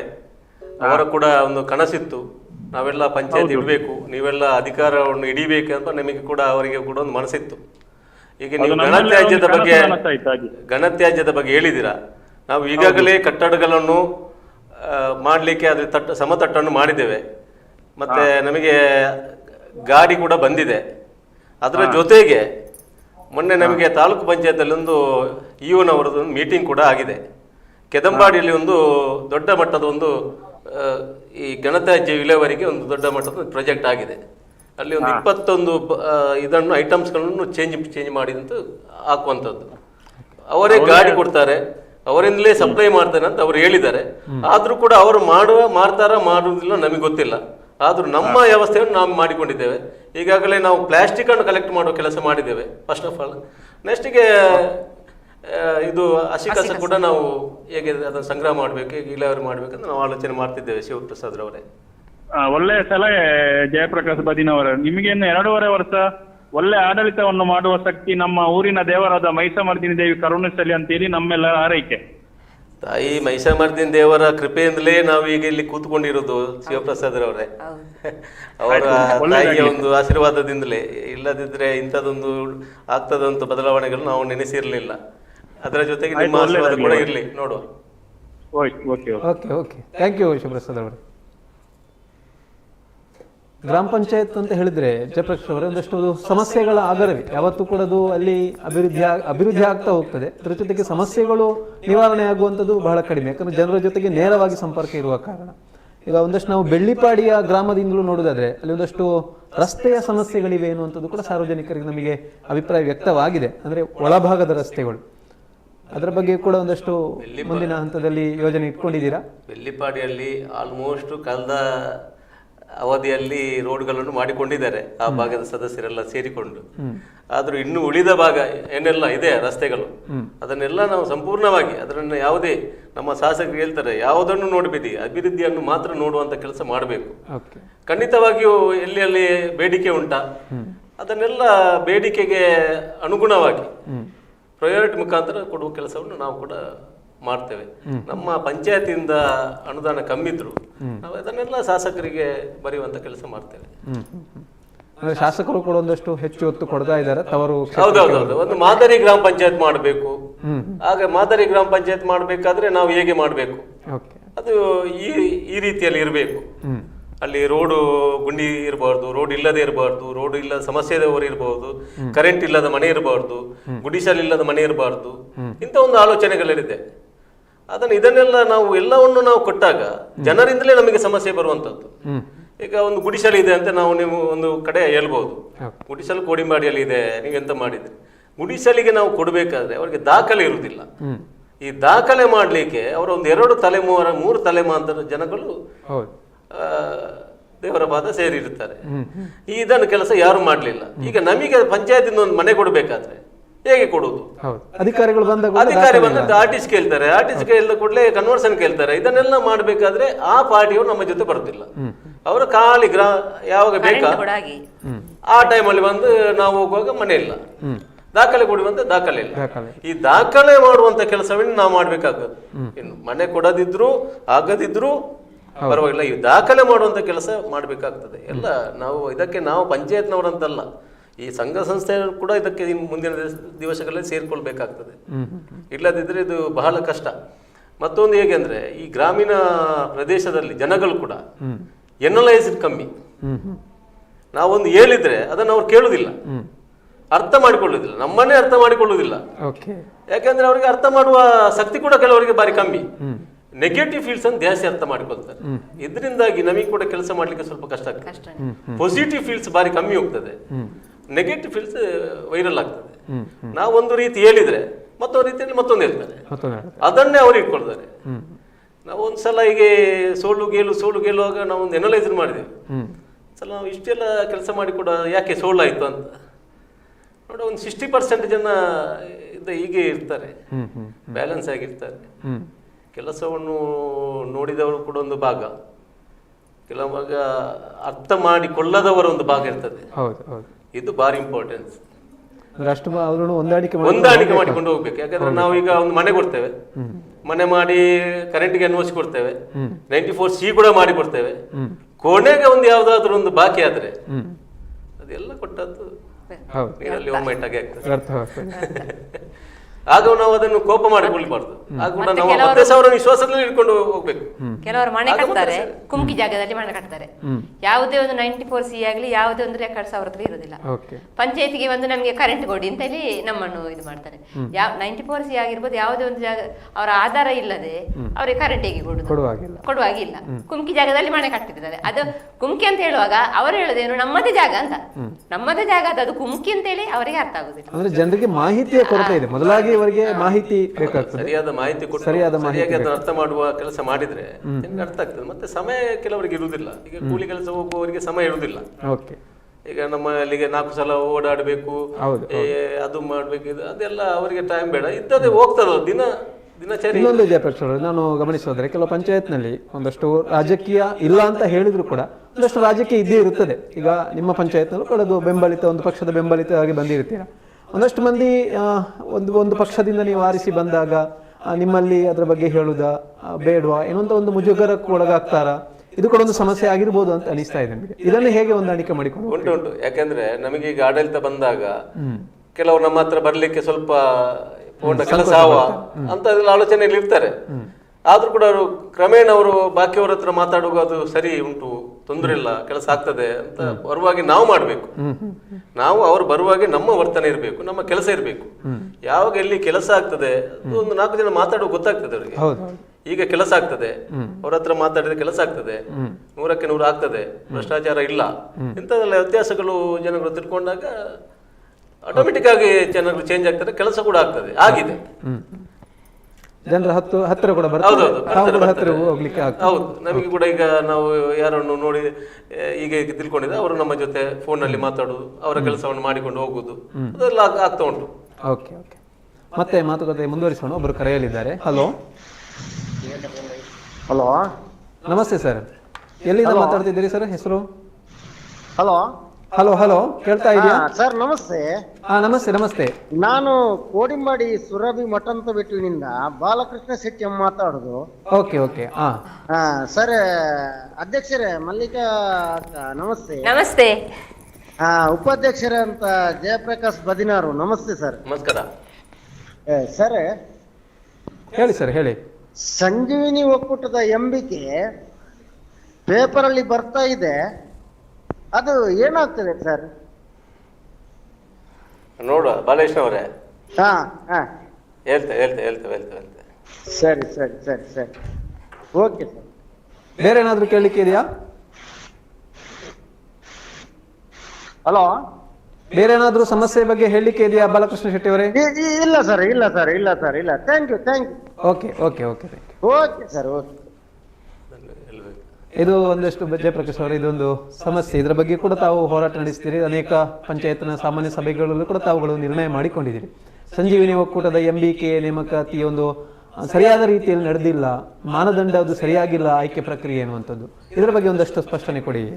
ಸಂಜೀವಿನಿ ಒಕ್ಕೂಟದ ಬಗ್ಗೆ ಬಾಲಕೃಷ್ಣ ಅವರು ಪ್ರಶ್ನೆ ಕೇಳಿದಾಗೆ ನಾವು ಅದಕ್ಕೆ ಉತ್ತರ ಕೊಡಲೇಬೇಕಾಗ್ತದೆ. ಸಂಜೀವಿನಿ ಒಕ್ಕೂಟವು 2.5 ವರ್ಷಗಳಿಂದ ನಾವು ಪಂಚಾಯತ್ ಬರುವಾಗ ಅದಕ್ಕೆ ಮುಂಚೆ ಒಂದು 4 ತಿಂಗಳ ಮೊದಲು ಅವರು ಬಂದಿದ್ದಾರೆ.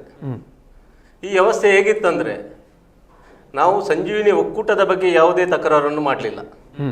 ಮಹಾಲಿಂಗೇಶ್ವರ ಸಂಜೀವಿನಿ ಒಕ್ಕೂಟದ ಬಗ್ಗೆ ನಮಗೆ ಏನು ತಕರಾರು ಇಲ್ಲ, ಅದು ಸ್ಪಷ್ಟ. ನಮ್ಮದು ಒಂದು ಹೋರಾಟ ಏನಂದ್ರೆ, ಒಬ್ಬರನ್ನ ಆಯ್ಕೆ ಮಾಡುವಾಗ ಈಗ ಯಾವುದೇ ಒಂದು ಕೆಲಸವನ್ನು ಮಾನದಂಡ ಇರ್ತದೆ. ಒಂದು ಬ್ಯಾಂಕಲ್ಲಿ ಆಗಲಿ, ಒಂದು ಸೊಸೈಟಿ, ಯಾವುದಕ್ಕೆ ಒಂದು ಮಾನದಂಡ ಅಂತ ಇರ್ತದೆ. ಈ ಮಾನದಂಡದ ವಿರುದ್ಧ ನಮ್ಮ ಹೋರಾಟ. ಈ ಮಾನದಂಡ ಆಯ್ಕೆಯನ್ನು ಹೇಗೆ ಮಾಡಿದ್ದೀರಿ?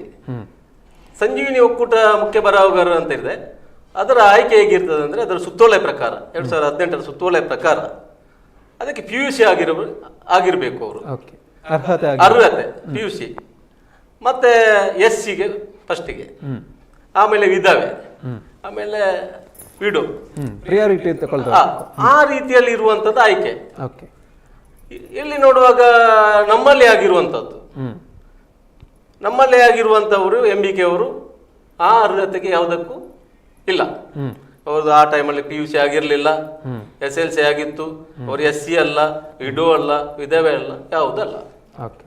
ಇದನ್ನು ನಾವು ಗಮನಿಸುವ ಅವರಾಗ ಪಂಚಾಯತ್ ಅಧ್ಯಕ್ಷರಾಗಿದ್ರು ಆ ಕೊನೆಯ ಭಾಗದಲ್ಲಿ. ಅದರ ಜೊತೆ ಅಧ್ಯಕ್ಷತೆಯಲ್ಲಿ ಇರುವಾಗ ಒಂದು ಕಾಂಪೋಸ್ಟ್ ಅದೆಲ್ಲ ಇತ್ತು, ಅದನ್ನು ನಾವು ಯಾವುದನ್ನು ಹೇಳಲಿಲ್ಲ.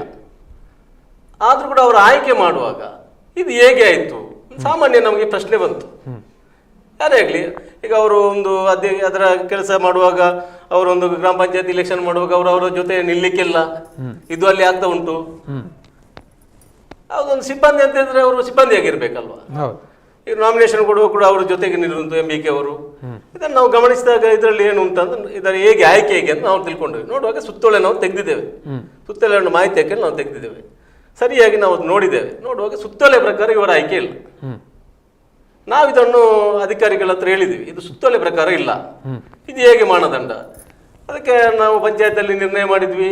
ಆಗ ನಮಗೆ ಬಹುಮತ ಕಮ್ಮಿ ಇತ್ತು, ತೊಂದರೆ ಇಲ್ಲ. ಇವನವ್ರ ಹತ್ರ ಹೋಗಿ ಕೇಳಿದ್ವಿ, ಇದನ್ನು ರಿಜೆಕ್ಟ್ ಅಂತ ಹೇಳಿದ್ರು, ಇದಕ್ಕೆ ಅವಕಾಶ ಇಲ್ಲ, ಇದು ಹೇಗೆ ಮಾಡಿದ ನನಗೆ ಗೊತ್ತಿಲ್ಲ ಅಂತ ಹೇಳಿದ್ರು. CS ಗೆ ಕಂಪ್ಲೇಂಟ್ ಕೊಟ್ಟೆವು, CS ಕೂಡ ಕೂಡಲೇ ಬರೆದು ಕೊಟ್ಟಿದೆ, ಇದನ್ನು ಆಯ್ಕೆಯನ್ನು ಅಸಿಂದು ಮಾಡಿ ಅಂತ ಹೇಳಿದ್ರು. ಅಂದ್ರೆ ಅದಕ್ಕೆ ಮೊದಲು ಅಲ್ಲಿವರೆಗೆ ಹೋಗಿರಲಿಲ್ಲ. ಇಲ್ಲ ಇಲ್ಲ ಇಲ್ಲ. ಹಾಗೆ ಕೊನೆಗೆ ನಮ್ಮ ಬಗ್ಗೆ ಇದು ಮಹಿಳಾ ಆಯೋಗಕ್ಕೆ ದೂರು ಕೊಟ್ಟರು. ನಾವೊಂದು ಮಹಿಳೆಗೆ ಇದು ಮಾಡ್ತೇವೆ, ಅದೇನು ನಮಗೆ ತೊಂದರೆ ಇಲ್ಲ, ಅವರವರು ಹೋರಾಟ ಮಾಡಬೇಕು.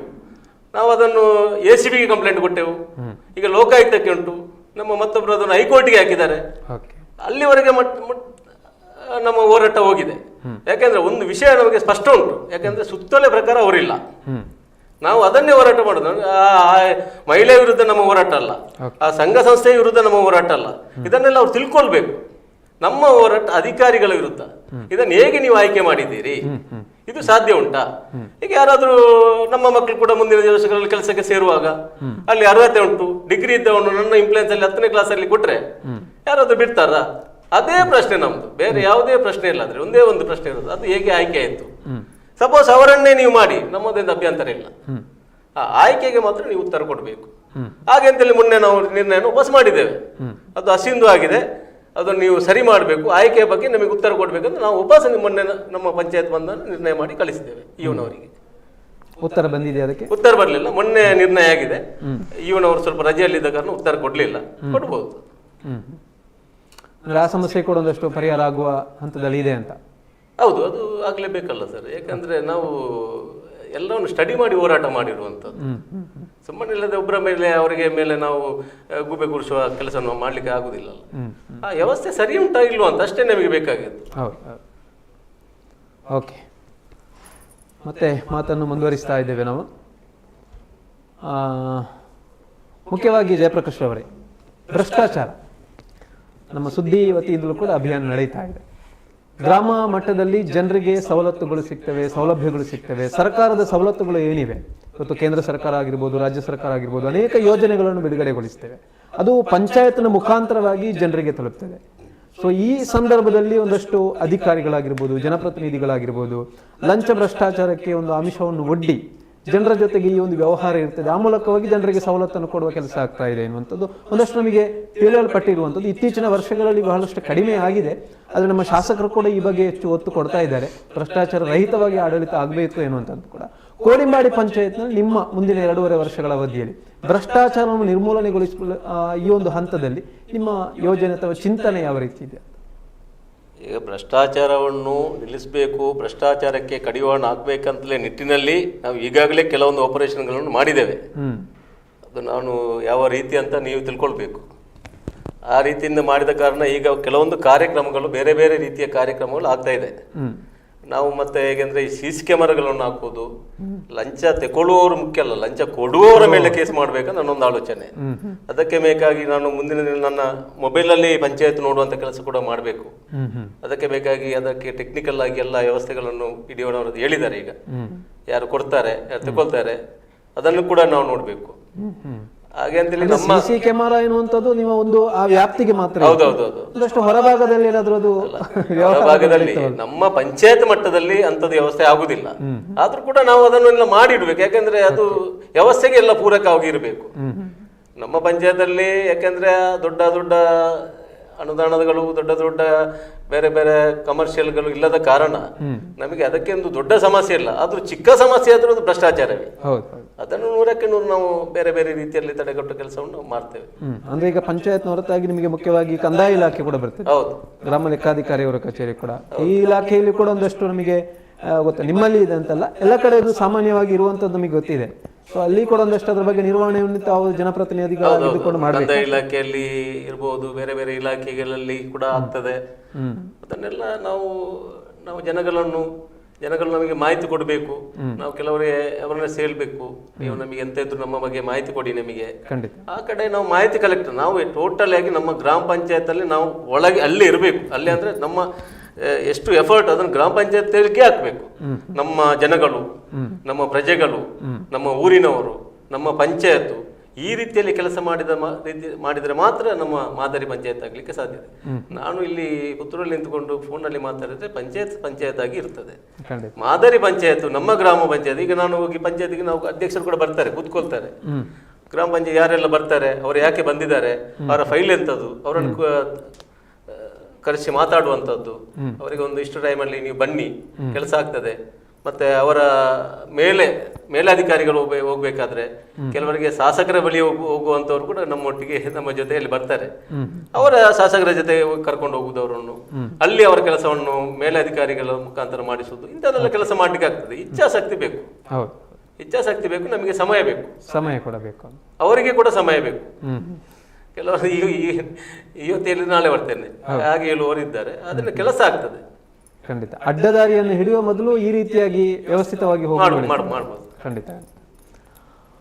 ಓಕೆ, ನಿಮ್ಮ ಕೋಡಿಂಬಾಡಿ ಪಂಚಾಯತ್ಗೆ 2 ಗ್ರಾಮಗಳನ್ನು ಸೇರಿಸಿದಂತೆ ಪ್ರಮುಖವಾಗಿ ಆಗಬೇಕಾದಂಥ ಯೋಜನೆಗಳು ಈಗ ಸರ್ಕಾರ ಕಡೆಯಿಂದ ಏನಾದರೂ ಯೋಜನೆಗಳಾಗುವಂಥದ್ದು ಇದೆಯಾ? ಸರ್ಕಾರದ ಮುಂದೆ ನಿಮ್ಮ ಬೇಡಿಕೆ? ಈಗ ಶಾಸಕರು ಹೇಳಿದಾಗಿ ಬಹುಗ್ರಾಮ ಕುಡಿಯುವ ನೀರಿನ ಯೋಜನೆ ಅದು ನಮಗೆ ಬಹಳ ಅಗತ್ಯತೆ ಇದೆ. ಯಾಕಂದ್ರೆ ನಮಗೆ ಒಂದಷ್ಟು ಪಂಚಾಯತ್ಗಳಲ್ಲಿ ಬೋರ್ವೆಲ್ಗಳು, ಕರೆಂಟ್ ಬಿಲ್ಗಳು, ಈಗ ನಮಗೆ ಬಂದ ಅನುದಾನ 50% ಕರೆಂಟ್ ಬಿಲ್ಗೆ ಹೋಗ್ತದೆ. ಮತ್ತೆ ಅದನ್ನು ಮೇಂಟೈನ್ ಮಾಡ್ಲಿಕ್ಕೆ ಅದಕ್ಕೆ ಒಂದಷ್ಟು ಹಣ ಹೋಗ್ತದೆ. ಈಗ ಬಂದ ಹಣ ಎಲ್ಲ ಗ್ರಾಮ ಪಂಚಾಯತ್ಗಳಲ್ಲಿ ಕೂಡ ಹಾಗೆ ಹೆಚ್ಚಿನ ವ್ಯಯ ಆಗುವುದು ಕರೆಂಟ್ ಬಿಲ್ಗೆ. ನಾವು ನೀರಲ್ಲಿ ನಾವು ತಗೊಳ್ಳೋ 100 ರೂಪಾಯಿ, ಈ 100ಗೆ ಡಬಲ್ ಆಗಿ ನಮಗೆ ಖರ್ಚಾಗ್ತದೆ. ಈ ಶಾಸಕರ ಒಂದು ಆಲೋಚನೆಯ ಪ್ರಕಾರ ಈ ಬಹುಗ್ರಾಮ ಕುಡಿಯೋ ನೀರು ಇಲ್ಲಿ ಒಂದು ಅನುಷ್ಠಾನ ಆದ್ರೆ ನಮಗೆ ಪಂಚಾಯತ್ ಎಲ್ಲಾ ಪಂಚಾಯತ್ ಕೂಡ ಒಂದು ಒಳ್ಳೆಯ ರೀತಿಯಲ್ಲಿ ನಡೀಲಿಕ್ಕೆ ಸಾಧ್ಯತೆ, ತಲೆ ಎತ್ತಿ ಹೋಗ್ಬೋದು. ಯಾಕಂದ್ರೆ ಈಗ ಅನುದಾನ ಇಲ್ಲ, ಕೇಳುವಾಗ ಕೊಡ್ಲಿಕ್ಕೆ ಆಗುದಿಲ್ಲ, ಆ ರೀತಿಯಲ್ಲಿ ಇದೆ. ಮತ್ತೆ ಇಂಥ ಎಲ್ಲ ಪಂಪುಗಳೆಲ್ಲ ಬಂದಾಗ್ತದೆ, ವಿದ್ಯುತ್ ಬಿಲ್ಗಳು ಬಂದು ನಿರ್ವಹಣೆ ಕೂಡ ಕಮ್ಮಿ, ಅದರಷ್ಟಿಗೆ ನೀರು ಬರ್ತದೆ. ಆಗ ನಮಗೆ ಬಹಳ ಒಂದು ಅನುಕೂಲ ಆಗ್ಬಹುದು. ಒಂದು ಅದು, ಮತ್ತೆ ಒಂದು ರಸ್ತೆದ್ದು ಈಗಾಗಲೇ ನಮಗೆ ಕೆಲವೊಂದು ರೋಡ್ಗಳು ಆಗಿದೆ. ಕೆಲವೊಂದು ರೋಡ್ಗಳು ನಾವು ಶಾಸಕರ ಹತ್ರ ಹೇಳಿಸಿ ರಿಪೋರ್ಟ್ ಎಲ್ಲ ಕಲಿಸಿ ಬಿಟ್ಟಿದ್ದೇವೆ. ಎಲ್ಲ ಉಂಟು, ಫಸ್ಟ್ಗೆ ನಮ್ಮ ರೋಡ್ ಇದೆಲ್ಲ ಸೇರಿಸಬೇಕಂತ ಹೇಳಿದ್ದಾರೆ ಶಾಸಕರು. ಹಾಗೆ ಎಲ್ಲ ರೋಡ್ಗಳನ್ನು ಕೂಡ ಒಂದು ಪಟ್ಟಿ ಮಾಡಿ ಕಲಿಸಿ ಆಗಿದೆ. ಅವರಾದ್ರೂ ಬೆಂಗಳೂರಿಗೆ ತಲುಪಿಸಿದ್ದಾರಾ ಇಲ್ಲಿಗೆ ತಲುಪಿಸಿದಾರ ಗೊತ್ತಿಲ್ಲ, ಆದ್ರೂ 100ಕ್ಕೆ 100 ಭರವಸೆ ಕೊಟ್ಟಿದ್ದಾರೆ ನಮ್ಮ ಗ್ರಾಮಕ್ಕೆ. ಪ್ರಥಮ ಬಜೆಟ್ನಲ್ಲಿ ಒಂದಷ್ಟು ರಸ್ತೆಗಳು ಬರ್ಬೋದು. ರಸ್ತೆ ಈಗ ಮತ್ತೆ ಇಲ್ಲದೆ ಆಗ್ಬೋದು ನಮಗೆ ಕೆಲಸ ಮಾಡ್ಲಿಕ್ಕೆ ಎಲ್ಲ ರಸ್ತೆಗಳು ಆದ್ರೆ. ಮತ್ತೆ ಒಂದು ಮಕ್ಕಳ ಪಾರ್ಕ್ ಮಾಡ್ಬೇಕಂತ ಇದ್ದೇನೆ. ನಮ್ಮ ಒಂದು ಚಂದ ಮಾಡಿ ಒಂದು ಮಕ್ಕಳ ಪಾರ್ಕ್ ಮಾಡಬೇಕು. ನಮ್ಮ ಊರಿಗೆ ಒಂದು ಮಕ್ಕಳ ಪಾರ್ಕ್ ಕೂಡ ಬೇಕು. ಮತ್ತೊಂದು ಡಿಜಿಟಲ್ ಲೈಬ್ರರಿ ಕೂಡ ಬೇಕು. ಈಗ ಇದೆ, ಅದನ್ನು ಕೂಡ ಒಂದು ಸ್ವಲ್ಪ ಮಟ್ಟಕ್ಕೆ ಅದು ಕೂಡ ಬೇಕು. ಮತ್ತೆ ಪೋಸ್ಟ್ ಆಫೀಸ್ ಅದೊಂದು ಸರಿಯಾದ ಅವರಿಗೆ ಅಲ್ಲಿ ಒಂದು ಇದೆ ಇಲ್ಲ ಪೋಸ್ಟ್ ಆಫೀಸ್ನವರಿಗೆ, ಅಂದ್ರೆ ಬಿಲ್ಡಿಂಗ್ ಹೌದು ಬಿಲ್ಡಿಂಗ್ ಮತ್ತೆ ಇವರದು VA ಅವರದು ಸಹ ಹಾಗೆ ಅಷ್ಟೊಂದು ಅವರ ಕಚೇರಿ ಅಷ್ಟೊಂದು ಸರಿಯಾದ ವ್ಯವಸ್ಥೆ ಇರಲಿಲ್ಲ ಅವ್ರದ್ದು. ಅದು ಸಹ ನಮ್ಮದೊಂದು ಬೇಡಿಕೆನೆ. ಅಂತೂ ಮುಂದಿನ 2.5 ವರ್ಷಗಳಲ್ಲಿ ತಾವು ಈ ಎಲ್ಲ ಯೋಜನೆಗಳನ್ನು ಕಾರ್ಯಗತಗೊಳಿಸಲಿಕ್ಕೆ ಅನುಷ್ಠಾನಗಳನ್ನು ಮಾಡಿಕೋಬೇಕು ಅಂತ ನನ್ನ ಪ್ರಯತ್ನದಲ್ಲಿ ಕೂಡ ಇದ್ದೀರಾ? ಗ್ರಾಮ ಪಂಚಾಯತ್ ಅಲ್ಲಿ ಹೇಗಂದ್ರೆ ಗ್ರಾಮ ಸಭೆ ಭಾರಿ ಇಂಪಾರ್ಟೆಂಟ್. ಈ ಗ್ರಾಮ ಸಭೆಗೆ ಸೇರುವಂತ ಕೆಲಸ ಆಗ್ಬೇಕು ಗ್ರಾಮಸ್ಥರು. ವಾರ್ಡ್ ಸಭೆ ಮತ್ತು ಗ್ರಾಮಸ್ಥರು ಗ್ರಾಮ ಸಭೆ ಇಲ್ಲಿ ಅಂತ ಇದೆ. ಗ್ರಾಮ ಸಭೆ ಹೆಚ್ಚಿನ ಕಡೆಯಲ್ಲಿ ಒಂದು ಡ್ರಾಮಾ ಸಭೆ ಆಗ್ತಾ ಇದೆ, ಅದಾಗಬಾರ್ದು. ಅದು ವ್ಯವಸ್ಥಿತವಾಗಿ ಗ್ರಾಮ ಸಭೆ ಆಗಬೇಕು. ಈಗ ಮುಂದಿನ ದಿನಗಳಲ್ಲಿ ನಾವು ಗ್ರಾಮ ಸಭೆಯಲ್ಲಿ ನಾವು ಸ್ವಲ್ಪ ಮಕ್ಕಳನ್ನು ಪ್ರೋತ್ಸಾಹಿಸುವಂಥದ್ದು, ಬೇರೆ ಬೇರೆ ಸನ್ಮಾನಿಸುವಂಥದ್ದು, ಇಂಥ ಕಾರ್ಯಕ್ರಮಗಳು ಆಗಬೇಕು. ಇದು ಅಂದರೆ ಟೋಟಲಿ ಒಂದು ಇದು ಗಲಭೆ ಆಗುವಂಥ ಪರಿಸ್ಥಿತಿ ಈಗ ಉಂಟು ಗ್ರಾಮ ಸಭೆ ಎಲ್ಲ ಕಡೆಯಲ್ಲಿ ಕೂಡ ಉಂಟು. ಅದು ಎಲ್ಲ ನಿಲ್ಬೇಕು. ಅದನ್ನೊಂದು ವ್ಯವಸ್ಥಿತವಾಗಿ ಅದಕ್ಕೆ ಕೂಡ ಸ್ವಲ್ಪ ಚೇಂಜ್ ಮಾಡಿ ಗ್ರಾಮ ಸಭೆಯಿಂದ ಹೀಗೆ ಮಾಡಬೇಕು ಹಾಗೆ. ಯಾಕಂದರೆ ಅಧಿಕಾರಿಗಳು ಬರ್ತಾರೆ, ಅವರ ಸಮಯಕ್ಕೆ ಬರ್ತಾರೆ, ಅವರು ಅವರ ಮಾಹಿತಿಯನ್ನು ಆ ತಿಂಗಳಲ್ಲಿ ಅಲ್ಲಿ ಕೊಡ್ತಾರೆ, ಕೆಲವರು ಬರುವುದಿಲ್ಲ, ಕೆಲವರು ಬರ್ತಾರೆ, ಹೀಗೆಲ್ಲ ಉಂಟು. ಇದು ಈ ವ್ಯವಸ್ಥೆ ಚೇಂಜ್ ಆಗಬೇಕು. ಕೆಲವರು ಬರಬೇಕಾದ ಅಧಿಕಾರಿಗಳು ಬರುವುದಿಲ್ಲ, ಅವರು ಯಾರನ್ನಾದ್ರೂ ಇನ್ನೊಬ್ಬರನ್ನು ಕಳಿಸ್ತಾರೆ. ಅವರಿಗೆ ಅದರ ಮಾಹಿತಿ ಸರಿಯಾಗಿ ಗೊತ್ತಿರುವುದಿಲ್ಲ. ಏನಾದ್ರೂ ಪ್ರಶ್ನೆಗಳು ಉದ್ಭವಿಸ್ತವೆ ಅನ್ನೋ ಕಾರಣಕ್ಕಾಗಿ ಅಧಿಕಾರಿಗಳು ತಪ್ಪಿಸ್ತಾರೆ ಕೆಲವೊಂದು ಕಡೆ. ನಮ್ಮ ಕೋಡಿಮೇಡೆಯಲ್ಲಿ ಹಾಗೆ ಇಷ್ಟು ಗ್ರಾಮ ಸಭೆಯಲ್ಲಿ ಯಾವತ್ತು ಅಧಿಕಾರಿಯವರು ಸರಿಯಾದ ಸಮರ್ಕ ಬರಲಿಲ್ಲ. ಅವರ ಬದಲಿಗೆ ಯಾರಾದ್ರೂ ಚಾರ್ಜ್ ಇದ್ರೆ ಅವರನ್ನು ಕಳಿಸುದು ನಮ್ಮ ಇದಕ್ಕೆ. ಅಂದ್ರೆ ಅವರಲ್ಲಿ ಸಮರ್ಪಕವಾಗಿ ಉತ್ತರ ಕೊಡ್ಲಿಕ್ಕೆ ಅವರು ಅಸಾಧ್ಯರಾಗ್ತಾರೆ. ಜನರ ಜೊತೆಗೆ ಅವರು ಮಾತಾಡ್ಬೇಕಲ್ಲ. ನಾವಂದ್ರೆ ನಾನು ಕಳೆದ 20 ವರ್ಷದಿಂದ ನಾನು ಗ್ರಾಮ ಸಭೆಯನ್ನು ಬಾರಿ ಕಮ್ಮಿ ಮಿಸ್ ಮಾಡಿದ್ದು. ಅಧಿಕಾರ ಇರಲಿ ಅಧಿಕಾರ ಇಲ್ಲದಿರಲಿ, ಗ್ರಾಮ ಸಭೆಯಲ್ಲಿ ನಾವು ಹೋರಾಟ ಮಾಡಬೇಕು. ಗ್ರಾಮ ಸಭೆ ಬೇಕಾಗಿ ಅದು ನಮ್ಮ ಹಕ್ಕು, ಅದನ್ನು ಎಲ್ಲರೂ ಮಾಡಬೇಕು. ಈಗ ನಾವು ತಪ್ಪು ಮಾಡಿದ್ರು ನಮ್ಮ ವಿರುದ್ಧ ಹೋರಾಟ ಮಾಡಬೇಕು. ಆಗ ನಮಗೆ ಕೆಲಸ ಮಾಡ್ಲಿಕ್ಕೆ ಶಕ್ತಿ ಬರ್ತದೆ. ಹಾಗಂತ ನಾವು ತಪ್ಪು ತಿಳ್ಕೊಳ್ಬಾರ್ದು. ಅದನ್ನು ಅವರು ಹೋರಾಟ ಮಾಡಿ ತಪ್ಪನ್ನು ನಾವು ತಿಳ್ಕೊಳ್ಬಾರ್ದು. ವೈಯಕ್ತಿಕವಾದಂತಹ ಇಲ್ಲ ಇಲ್ಲ ಇಲ್ಲ ಇಲ್ಲ ಗ್ರಾಮ ಸಭೆಯಲ್ಲಿ ಅಧಿಕಾರಿಗಳ ಹತ್ರ, ಗ್ರಾಮ ಸಭೆಯಲ್ಲಿ ನಮ್ಮ ಮೆಂಬರ್ಗಳ ಹತ್ರ, ಅಧ್ಯಕ್ಷರ ಹತ್ರ ಇದೆಲ್ಲ ಪ್ರಶ್ನೆ ಕೇಳಲೇಬೇಕು. ಅದರ ಹಕ್ಕು ಅಂತ ಹೇಳುದು, ಅದನ್ನು ಎಲ್ಲರೂ ಮಾಡಬೇಕು. ಈಗ ಮಕ್ಕಳ ಗ್ರಾಮ ಸಭೆ ಇದೆ, ಮಕ್ಕಳ ಗ್ರಾಮ ಸಭೆ ಕೂಡ ಆಗಿ ಅದು ಕೂಡ ಇನ್ನಷ್ಟು ಇಂಪ್ಲಿಮೆಂಟ್ ಆಗಬೇಕು.